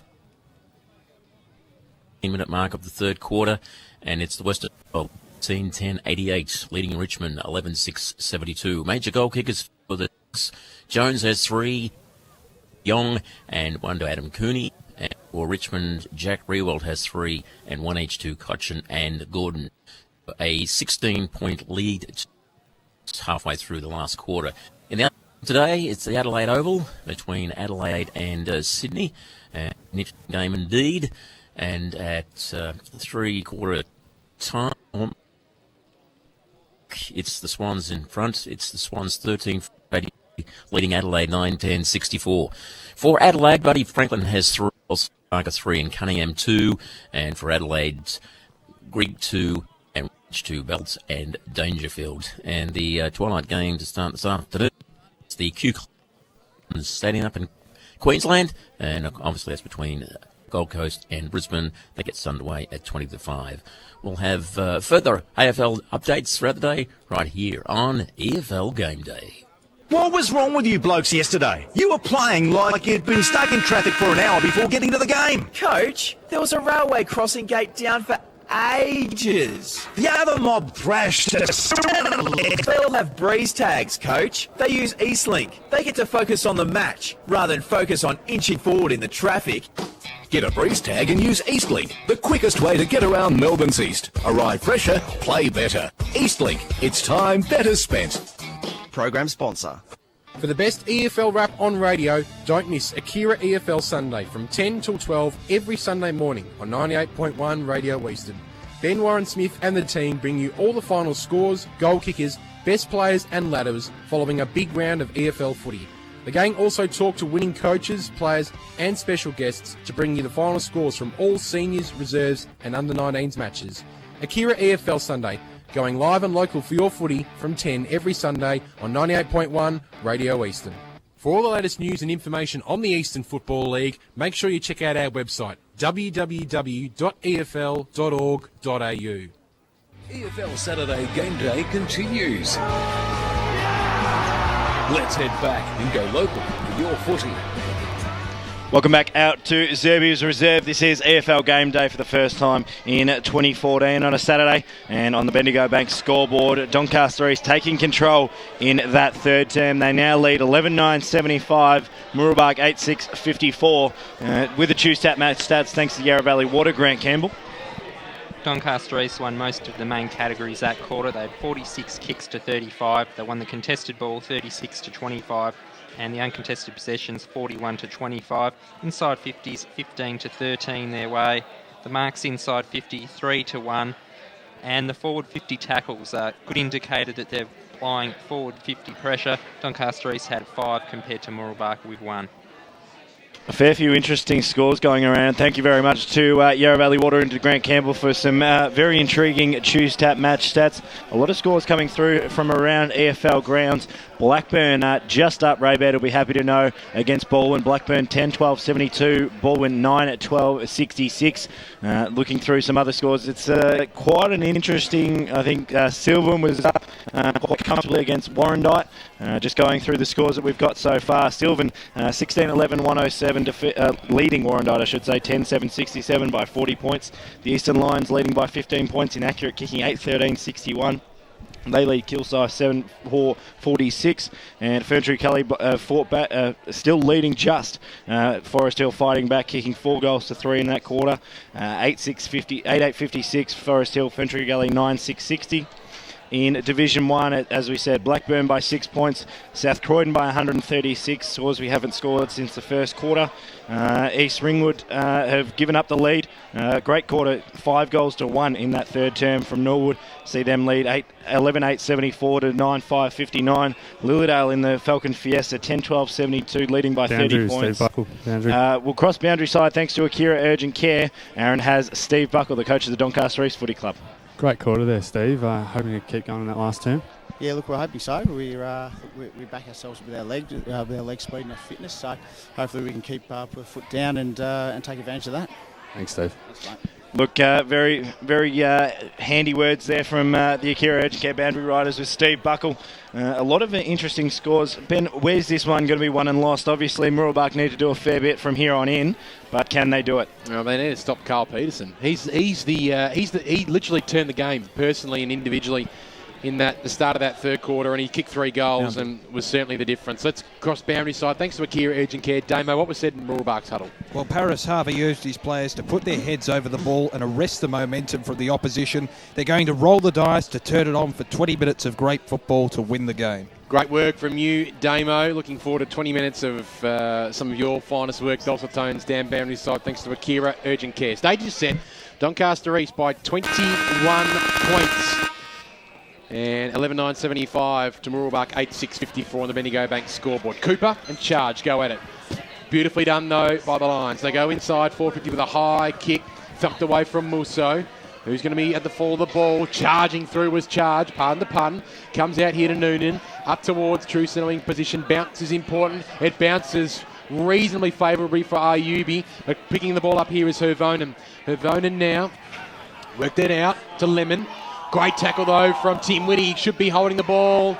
Wasn't rewarded. Mooroolbark still ended up with the footy. Armstrong fumbled the ball over the line and out of bounds. Doncaster East coaching box certainly wanted a free kick on that occasion. Craig Johnson said no. It'll be tossed back in right in front of our Akira Urgent Care boundary riders. Charge and Cooper to go at it again. Charge, big thump forward to Linford. Hand pass over the top to Sutherland. He's been very serviceable today. Spears it inside, forward 50. Bishop got a really unkind bounce. Really unkind. It falls that here to Batsanis. Handballed straight over the top to Newman. Newman now over the top. Kick was smothered off the boot. Batsanis did really well. Left-handed hand pass over the top. Straight back to Newman. Oh, great second effort, though, by Batsanis. Freed up Cooper. Now Whitty needs a good bounce. Was bumped almost in the head on that occasion by Polkinghorne. A little bit high. Certainly wasn't deliberate on that occasion. Whitty earns himself the free kick. And he's about 70 metres out from goal. Got a free player here short. It's Marshall.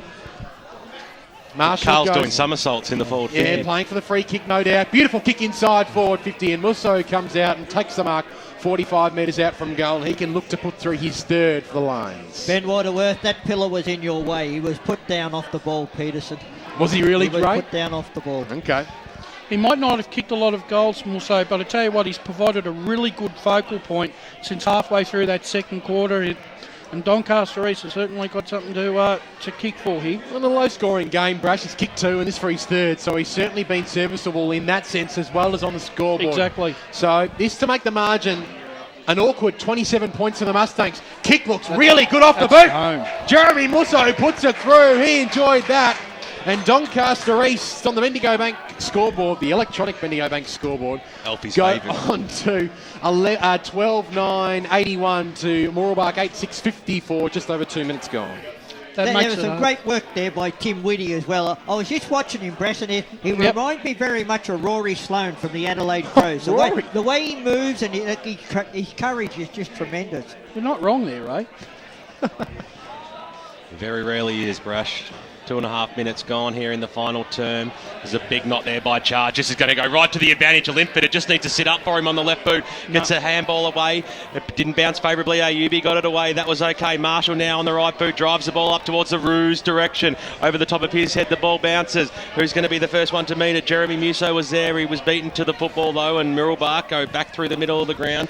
Nicely done there by Armstrong. Swings around on that familiar left boot. Inside forward 50. Doncaster East have the numbers, and Pete Sousby, the veteran, swings around on the right boot, switches the play nicely. Shannon Franklin takes the mark across the half back line. He was off, though. The umpire called it. He needs to get rid of the football. He is gone. Great tackle there. Fantastic stuff by Jaden Bishop, and he'll have a shot on goal if he thinks he can get the carry from about 52 metres out, and he looks pretty confident in his approach, so he'll have a shot on goal, and it's a very important kick for the Mooroolbark side, this one. It's a good young player, Jaden, as I said beforehand, played in last year's Division 2 Grand Final and obviously very highly rated by the coaching staff. They currently trailed by 27 points. It's a huge kick in the context of this game. Goes on goalward. It's a good roost to the top of the goal square. Pack forms, fisted over for one behind. There was a lot of lines back there to lend support, and that's exactly what Steve Buckle would have been after as Dylan Heath is about to bring the ball back in. 4 minutes gone in the final term.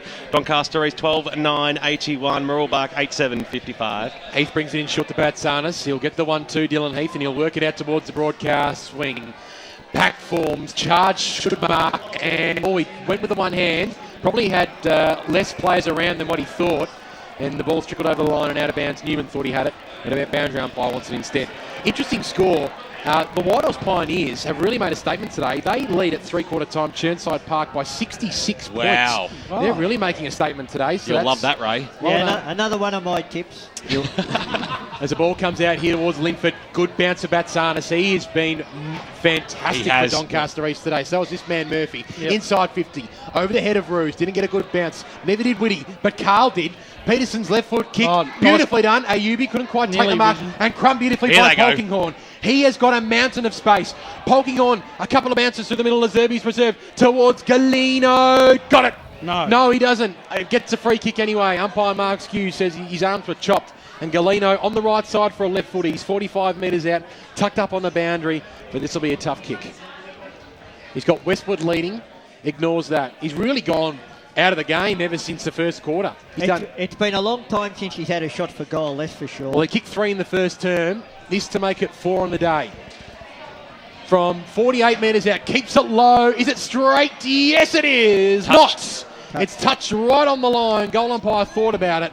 And Galeno can't get Mooroolbark back into this game. 8-9-57 the Mustangs. Donny East 12-9-81. 5.5 minutes gone. Bendigo Bank scoreboard. Brash, Doncaster East, they've really done it well on Galeno since that first 15 minutes or so, haven't they? Most definitely. They've chopped his supply off and done exactly how you play him. You play one man in front, one behind. Connor Ryan tweeting that Dean Grice has been taken to hospital after being concussed in a third quarter tackle. And Montrose lead Noble Park by 31 points at three-quarter time. Welcome to Division 1. The Demons are already made side as the ball's back in the middle of the ground. Ayubi came in. He tried to get the handball away. He had some support in there. That was okay. Lukey McLeod on the left boot kicks it up towards the half-forward line. The kick was wide, though, and it'll be a free kick to Mooroolbark across the half-back line. Just on that Noble Park score. Good afternoon to you, Tracy, out there. Oh, you're not making any friends, Ray Bear. Don't forget that Queen's birthday game. Just when you mention I just heard it in the boundary microphone from Damien Watson. He doesn't say anything, he just makes an impact on the broadcast. The kick goes up towards the wing position now. Holding the front spot there was Dylan Heath. He took the mark, but it was out of bounds on the full anyway, so he'll have a chance for the Doncaster East side to switch it up. Peter Sousby was by himself across the centre-half back line, but the kick was elected to go further along towards the Muso direction, and hasn't he been a standout player this afternoon? Muso kicked 3 goals. He'll kick it from about 75 metres out. He'll be looking for targets inside the forward 50. Who's going to be the flyer here at the back of the pack, or even coming through is Ruse. You heard the crowd go for it. Ray Baird enjoyed it as well, and he takes the mark, the big fella, about 25 metres out from goal, about directly in front. In fact, he's handed it off because there was a shepherd paid there by the umpire to Carl Peterson. So shepherded off the ball, and Carl will be very happy to take that one because he'll be wanting to leave the ground as the major goal kicker today. That's currently held by Lee Murphy, as Carl will come in to kick his 4th of the afternoon and equal Murph's 4th. Surely the big full forward will be able to slot this one through. He's getting very close to the man on the mark, but he still does it perfectly. The goal umpire does not move. That is 4 goals to Carl Peterson for the afternoon, and Doncaster each. They surge away in this game on EFL Game Day. 8 minutes gone in the final term, and they move to 13-9-87. Mooroolbark 8-8-56 on the Bendigo Bank scoreboard. Ray, I think Mooroolbark are starting to run out of legs here. The Doncaster East side starting to run all over the ground. Yeah, they are, Brett, but also you have a look around the ground. Doncaster East are a lot taller side, and as they say, tall guys don't get any shorter. I'll tell you what, they're a very fit side this year, Doncaster East, by the looks of things. Well, we noticed that when the reserves was on, how the reserves run the game out as well. Nunawading by 11 points over Surrey Park at 3/4 time. Could be some upsets today. Good game out there. Whitty just charges through like a bull. He just does not stop. Beautiful left foot kick up towards the half-forward line. It's very nice to Muso. He takes the mark. It might be a downfield kick nonetheless because Whitty was dealt with afterwards. Muso towards Peterson on the lead. Got it. Carl takes the mark 45 metres out from goal. He settles down and says, well, I'm on the boundary. I may as well kick it because I can do basically what I want in Division 2. And he can look to put through his 5th. All these goals have come so far in the second half. Peterson now opens up the angle and goes towards goal, and he's kicked it.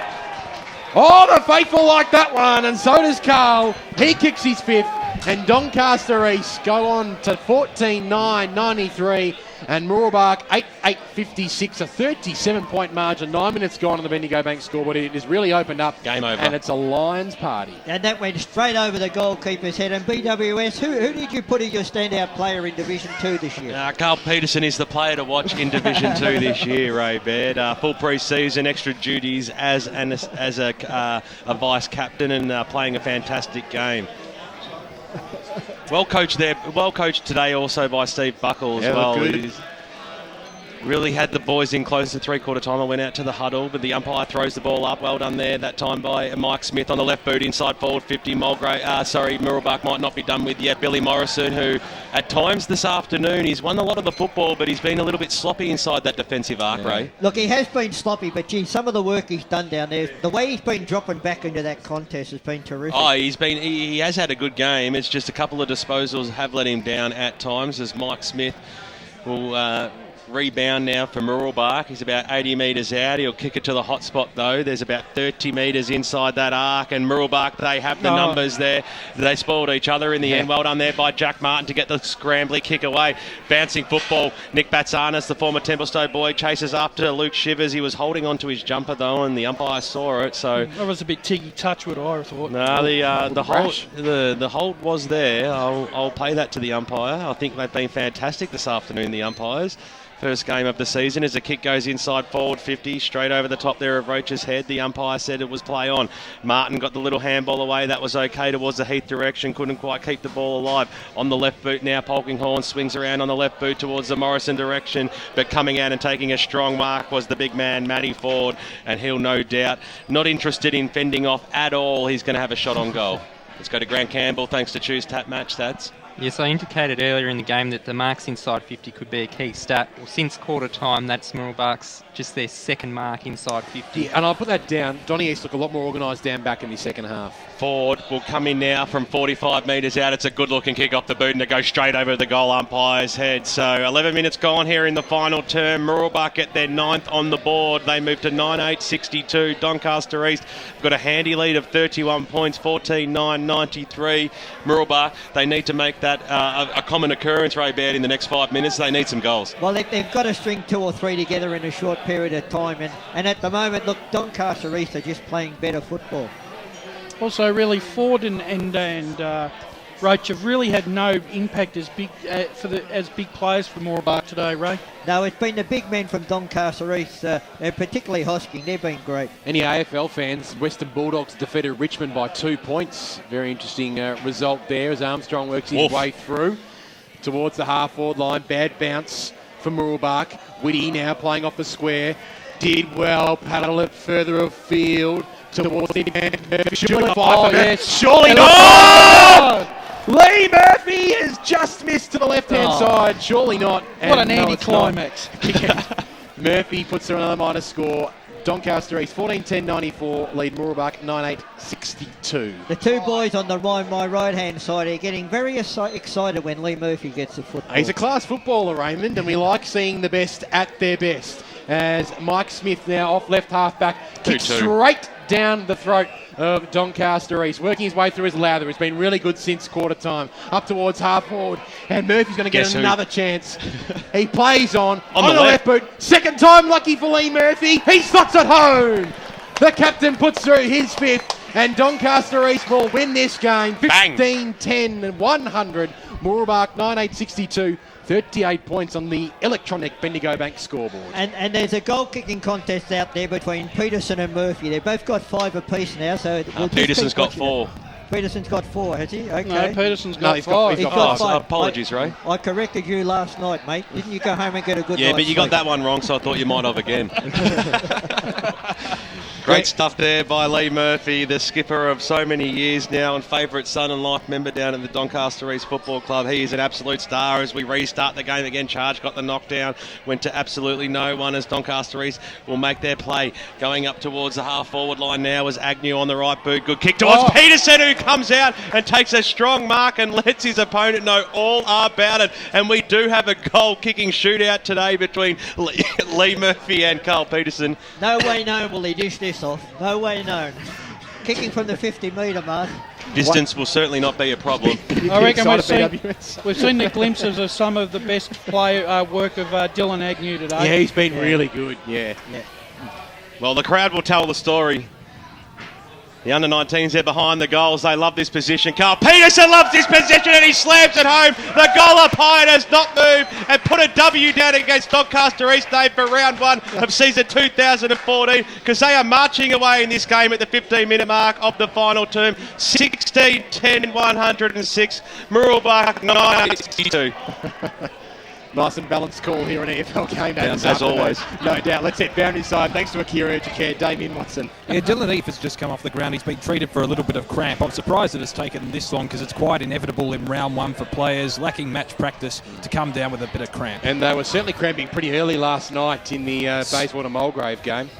Just an update from Blackburn and Baldwin. There was 20 points at three-quarter time. Baldwin have come back. It's now just a 6-point ball game. It's still, I think Baldwin have hit the front actually. They're in front by 6 points. So we'll keep you up to date, Ray, unfortunately. Umpire Craig Johnson, throw this one up in the ruck. It's going to be a big party tonight here at Zerby's Reserve. Bounced in a quiet suit McLeod, but he went up and tried to win it again. McManus with the one hand was held without it. He will receive the free kick with the man with the NBA goggles. McManus now swings on the left boot, goes inside, forward 50. Galeno with his opponent in Lowther, went past him.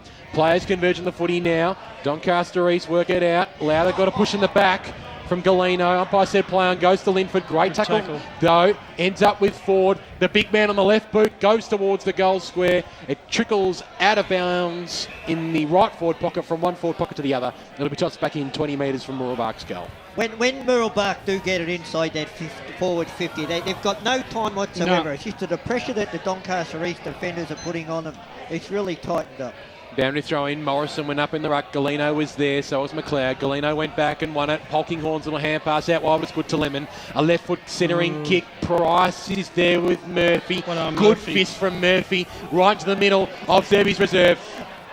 Cooper got it off to Murphy. Kick inside, forward 50 to Peterson. Couldn't quite take the mark on the ground. Can he do it on the ground? He's got a little bit of pressure here from Jai Jordan. He did well, Peterson. This way than that way. Selfless left foot kick up towards Musso. It trickles not quite over the boundary line. Handball comes in. Mooroolbark keep it in. Charge on the right boot, almost holding the ball. He went back. Nearly pole drived him. And he nearly did get pole drive on the ground. It was Tim Whitty, who is known to lay a big tackle every now and then. And it'll be balled up, edge the 50-metre arc. Umpire moves it on quickly. Cooper got the tap down. Linford still working hard. Got it out. Price struck the tackle. Off to Newman. Off to Linford. This is all by hand. He frees up a player here in Sutherland. Sutherland has kept on working all day. Through the middle of Zerbies. Up towards Ford. One-on-one with Papa Constantin now. Ford too strong but couldn't quite take the mark. Galeno was really heavily taken there by Martin. Park, Gordon there on the outer side. Got a little hand pass inboard, which way will it bounce? It bounces favourably from McLeod. Gets it over the top to Papa Constantin now. They're way through the middle of the ground here. Agnew couldn't quite take it cleanly though. Sutherland laid a high tackle. Agnew will receive the free kick. Doncaster East, it is all them at the moment. They led by a 44 point, 7.5 minutes gone. And the kick goes up towards the half-forward line. There was no real target there. Roos was the first man at the football, but the ball's been knocked away. Going after it was Anthony Hickey. First game with the Doncaster East Football Club. Nearly got a little shove in the back there by his opponent in Jaden Bishop. The umpire said it was fair. Peter Sousby runs the ball over the boundary line and out of bounds. Ray, the runners of Mooroolbark have certainly dropped right out of the game in the second half. That's a worrying sign. Eddie, when you analyse their side, they're going to rely on those midfielders all year. Pye throws the ball back in. It went over the back of all players there. Going in there hard was Shannon Franklin. He's had a super game. Got the little handball away. Going through there was Perotta. Got it out sideways there, going the long way home, but go back in towards the middle of the ground. The handball comes up. Nicely done, Dylan Agnew. It's got to sit up for him. He's got the turn of speed. He needs to get the little handball off. He was under a lot of pressure. Good play there. Cam Linford got the handball away. That was okay. Noonan now on the right boot. Just scrambled to kick out towards the half back line. Inside forward 50 now. The Lions are rebounding and they've got players absolutely everywhere, and the mark's been taken by Jared Marshall. And it'd be good to see Jared by Michael Noonan. You know, he saw Rami just run straight onto the ground and he hit him straight on the chest. Marshall sets it up for Roos. He couldn't quite pull it down at the fall. The ball there was Jackson. Got the little handball away. That was okay. Mooroolbark might get themselves out of danger here as the player coming out in Price. He got drilled into tackle by Tim Whitty. The umpire said it was play on, possibly a little bit stiff. Swinging around now on the right boot, the Mooroolbark side, find up Armstrong, and he's across the half back line there for the Mustangs, and he'll just slow things down ever so slightly and wait for some players to emerge and present themselves further afield. So Armstrong now on the left boot, kicks it up towards the wing position, and it was worth waiting for as well because Bishop comes out, swings around now on the right boot. He's got a player at centre half forward in Roach who lost his footing. He lost it again, got the handball over the top. Big forwards there. He might be able to trap this one. He does so now. Look away, handball went to absolutely no one, and now Doncaster East through Martin will use the ball from the half back line. Jack Martin up towards True centering on that outer side. Armstrong leads in the race. Seeing it over the line and out of bounds is Joel Perotta. Dan Campbell at it. Tormore reserve. Baronia easily defeating Ringwood. Oh, not defeating, but well in front. 91-44. So that's a 47-point lead of the Hawks. Charge went up uncontested in the ruck. Tapped it down. Smith came through. Couldn't quite pick it up cleanly. Perotta again sees it over the line and out of bounds. Right in front of Akira Urgent Care boundary riders. Soupy thanks to Choose Tap. Inside 50s this quarter. 13-11 in favour of Mooroolbark, but obviously haven't converted that into goals yet again. We've only won this quarter. Charge Good, tapped it down. Hickey was there. Boundary. He again sees it over the line and out of bounds. Right near Damien Watson, thanks to Akira Urgent Care. Just from ground level, boys, the tackling from Doncaster East in this last quarter has been immense. Just the noise of it has been breathtaking. The noise of it, Damien. That's a good one. As Charge went up in the ruck, tapped it in towards the middle of the ground. Martin was there, overran the footy. Lemon went back and picked it up. Fed out a hand pass, only as far as Well done. Clever little tap down to Martin. He drives the ball inside 50. Peterson was there. The one juke! The party tricks of Peterson are on display at Zerby's, and directly in front he can go back and look to put through goal number 7. That was a great one-handed, a one-wing mark there, and he just pushed his backside out and kept the defender way away from the ball. Look, when he's on song, he's certainly a champion. But as I said earlier, I've seen him last year where he didn't get a touch in the game, but today he's certainly on That was song. last year. This is this year, Ray. Well, he's had at least 7 touches, Ray, and looks like he's going to have 7 goals. Edison directly in front, puts through his 7th. One hand, 2 hands, left foot, right foot. This man can do it all. Doncaster East, 17-10, 112. Mooroolbark, 9-8-62. 21 and a half minutes gone. Bendigo Bank scoreboard for all those playing at home. It's a 50-point lead. I mean, most of us expected Doncaster East to win this game, Brass, but did you really think the margin was going to be what it was? No, not at all.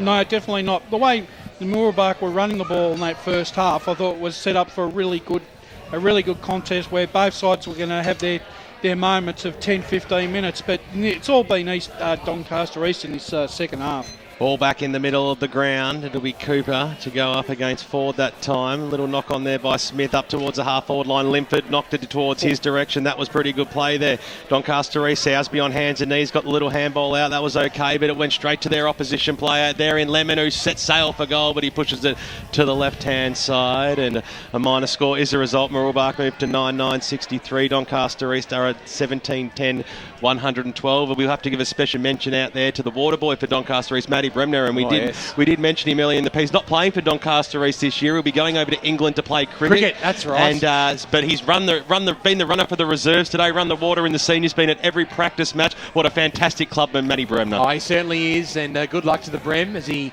ventures overseas for the county season. The ball has worked its way out towards the broadcast wing. It'll be balled up.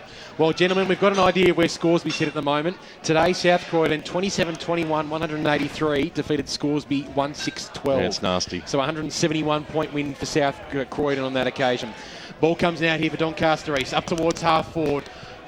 Musso was there, couldn't quite pick it up cleanly. Whitty keeps the ball in now. He sees it over the line and out of bounds. It'll be tossed back in 60 metres out from goal. Really has been a procession for Lions in this final term. They have been outstanding since half-time. Led by Peterson with 7 second-half goals, but it hasn't just been him. They have been dominant around the midfield. 49-point lead for the Lions. It comes out from the stoppage. Whitty was almost held without it, coming through his big roach. Tucks the ball under the arm and chips it up towards the wing position. Hervonen takes the mark, plays on quickly. Good Shepherd led there by Noonan. Now up towards halfway. That's a good kick. Bishop in position A takes the mark. He's 50 metres out from goal. Galeno on the lead now. Bishop ignores him. Goes for home. Big kick from Jaden Bishop. That's a classy kick, but it just swings off to the right-hand side. Bit of Andrew Flintoff reverse swing on that occasion. And through for a minor score. Mooroolbark 9-10-64 trail. Donny East 17-10, 112. 24-minute mark. Bendigo Bank scoreboard. Short passes on. Sousby marks it in the back pocket. Great to see Pete back in the seniors.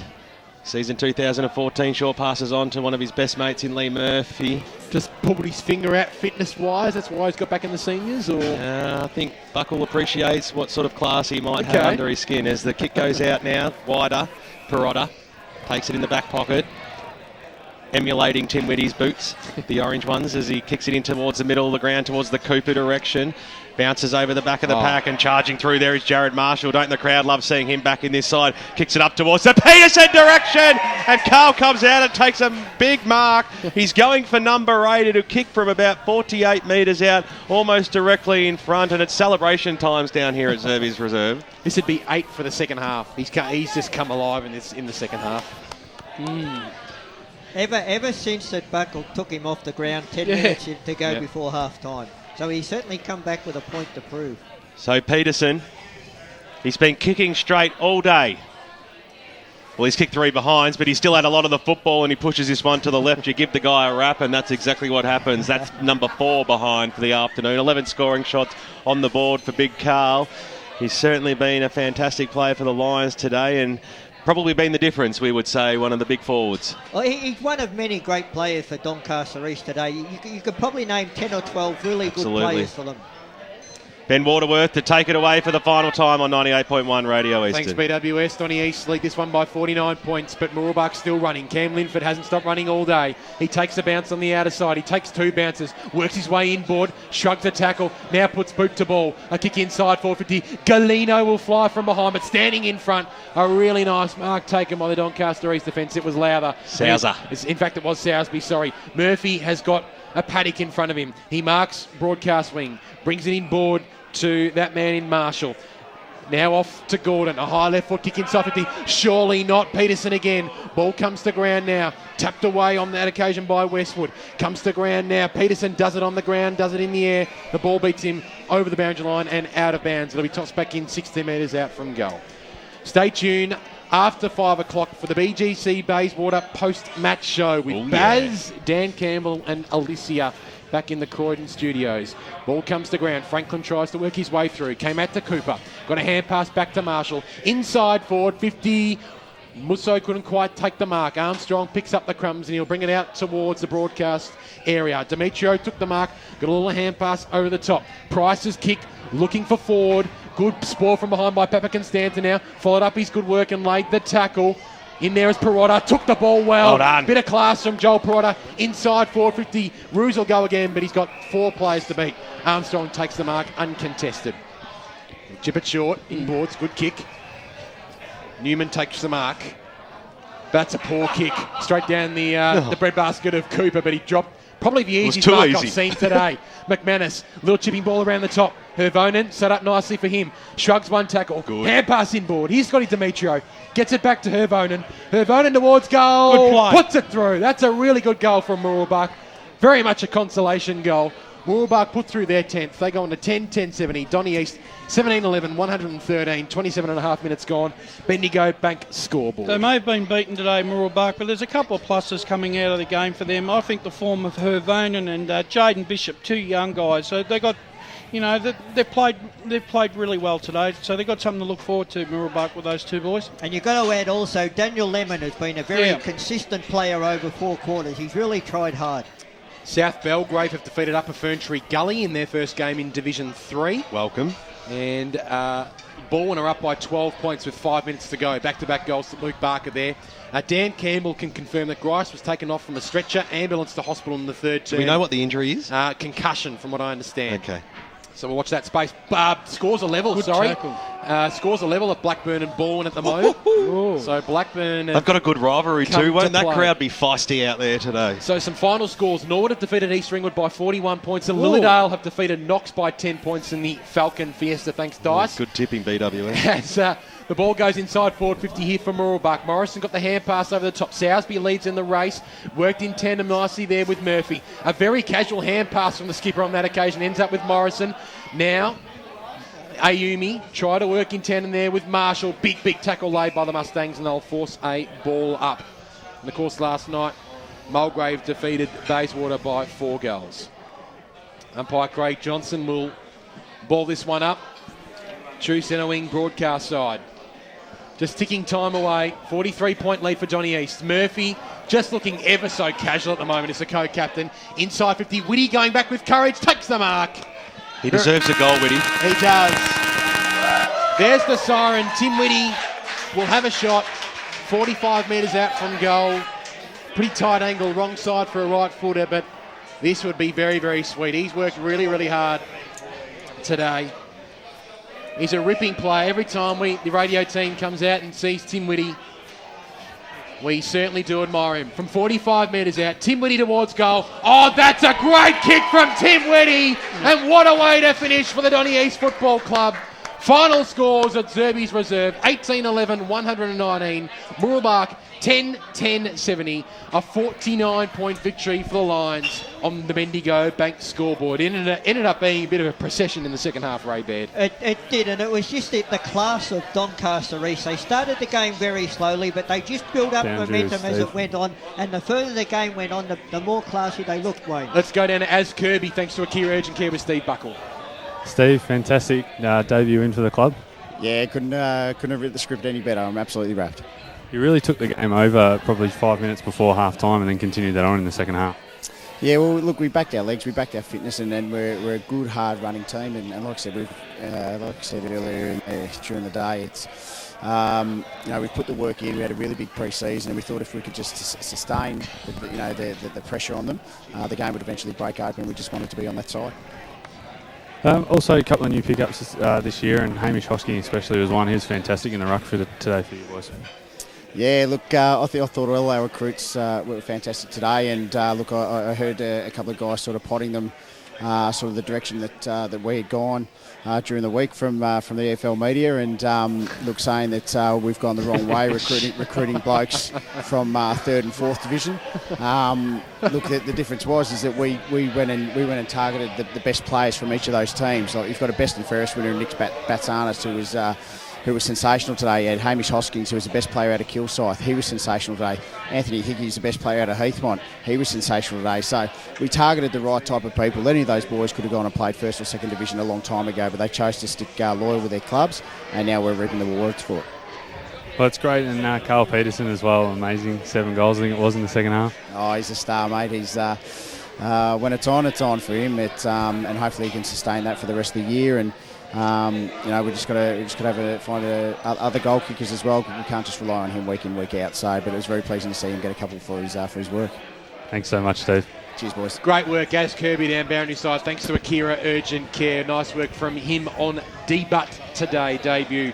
7 goals to Carl Peterson, 5 to Lee Murphy, 3 to Jeremy Musso. The forward line of Donny East just looked fantastic today. And they worked well together. They did. Joel Roos kicked one, but was a presence and a target up there all the time. Well done to them. Anthony Hickey was important down there as well, because he takes a defender, doesn't he? He does. Oh, he's a class player, and he was very, very good today. But hard to see weakness today in Donny East. Like, all their players played really, really well. There wasn't sort of a quiet player on the ground. Everyone sort of contributed in their own special way. I thought Hamish Hosking and David Cooper worked really well in the ruck as well. Of course, for a number of years now, Charge and Ford have worked that load for Mooroolbark whilst they've been a super team. But these guys have really stepped up to the mark today. Just around the ground, Baldwin have got themselves back in front. They're up by 5 points, but if Blackburn kick a goal, that could turn into a 1-point margin very, very soon. Heartbreak for Doncaster at Eastburn Reserve. The Rams have won by 1 point, 55-54. What a great start for East Burwood in Division 2. And an upset here, no doubt. Templestowe have defeated Wanturna South by 30 points, 11-9-75 to Wanturna South 6-9-45. Templestowe kicked 7 goals to 2 after half time.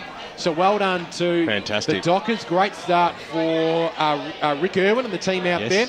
Baronia comfortably defeated Ringwood today, 116-51. That's a 65-point win to the Hawks. So plenty happening around EFL grounds. Stay tuned. We'll get some final scores with Will very, very soon. In Division 4, Sylvan off to a good start. Good win over Warrandyte. High-scoring game, 139 to Warrandyte, 101.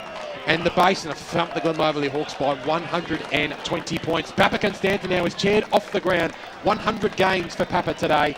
Chaired off the ground by He's got an interesting hairdo, Papa, doesn't he? He's going with a very interesting Daniel Rajab style ponytail at the moment. I'm not 100% sure about that. Also part of the committee and does a fantastic amount of work around the football club all year round. I think this will be a very, very passionate song. So we'll certainly get our Akira Urgent Care boundary riders over the huddle with the microphone. If you're just tuning in, Doncaster East 18-11-119 defeated Mooroolbark 10-10-70. We'll get our Choose Tap stats and our thoughts from our special comments men very, very soon, and we'll bring you around the ground scores. Peterson with 7 goals, just repeating, and Lee Murphy with 5. Ash Neville's out there. Just once they add him to this lineup, EWS, Doncaster East will look very, very strong. So our Akira Urgent Care boundary riders are getting set. A little bit of Slice of Heaven coming on, maybe? A little bit of Slice of Heaven, no doubt. Let's hear that song.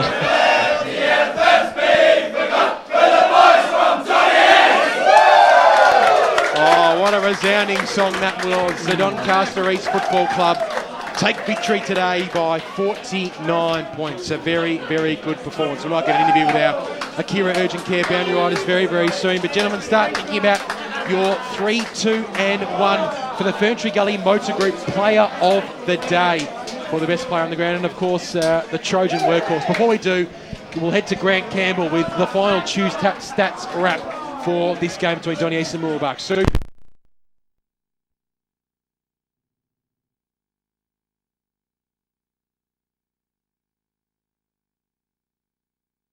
we go. We're back. Try again, Soupy. Looking at the match stats, the only key category Mooroolbark won was the clearances, 52 to 39. The kicks, Doncaster East had 165 to 146. On handballs, 130 to 96. They won the contested ball, 154 to 128. They won the uncontested possessions, 151 to 114. Inside 50s, they won 61 to 53. They had 15 marks inside 50 to 7, including 14 to 3 after quarter time. And the forward 50 tackles, Doncaster East won 13 to 6. Great work, Grant Campbell. All thanks to Yarra Valley Water. Be smart, choose tap. We'll head down boundary side very, very soon. But gentlemen, start thinking about your 3, 2 and 1. We actually might start with Ray Baird today. The 3, 2 and 1. Who do you think your best players on the ground today, Raymond? Well, look, I looked at the Doncaster East side. There was probably 10 players that you could put into these 3, 2 and 1, but I've narrowed it down. One vote I gave to Shannon Franklin. I just thought that the work he did over the 4 quarters out of defence there was terrific. 2 votes I gave to the man who just set the park on fire. Carl Peterson with 7 goals. And 3 votes to my favourite Doncaster East player, Tim Whitty. Look, the guy who just puts his body on the line. There's not much of him. He throws himself into the contest. When he has to, he comes back and fills the hole. Just an outstanding footballer. 3 votes to Tim Whitty. Great work from you, Ray Baird. All in the special comments chair today. Your partner in crime was Wayne Barasha. Barash, how did you see the game? Oh, I didn't stray too far from Ray, but I just changed. I went to 1 vote. I went with Lee Murphy. I thought his contribution down, backward and forward. He ran the lines all day, was rewarded with 5 wonderful goals, and I give him my 1 vote.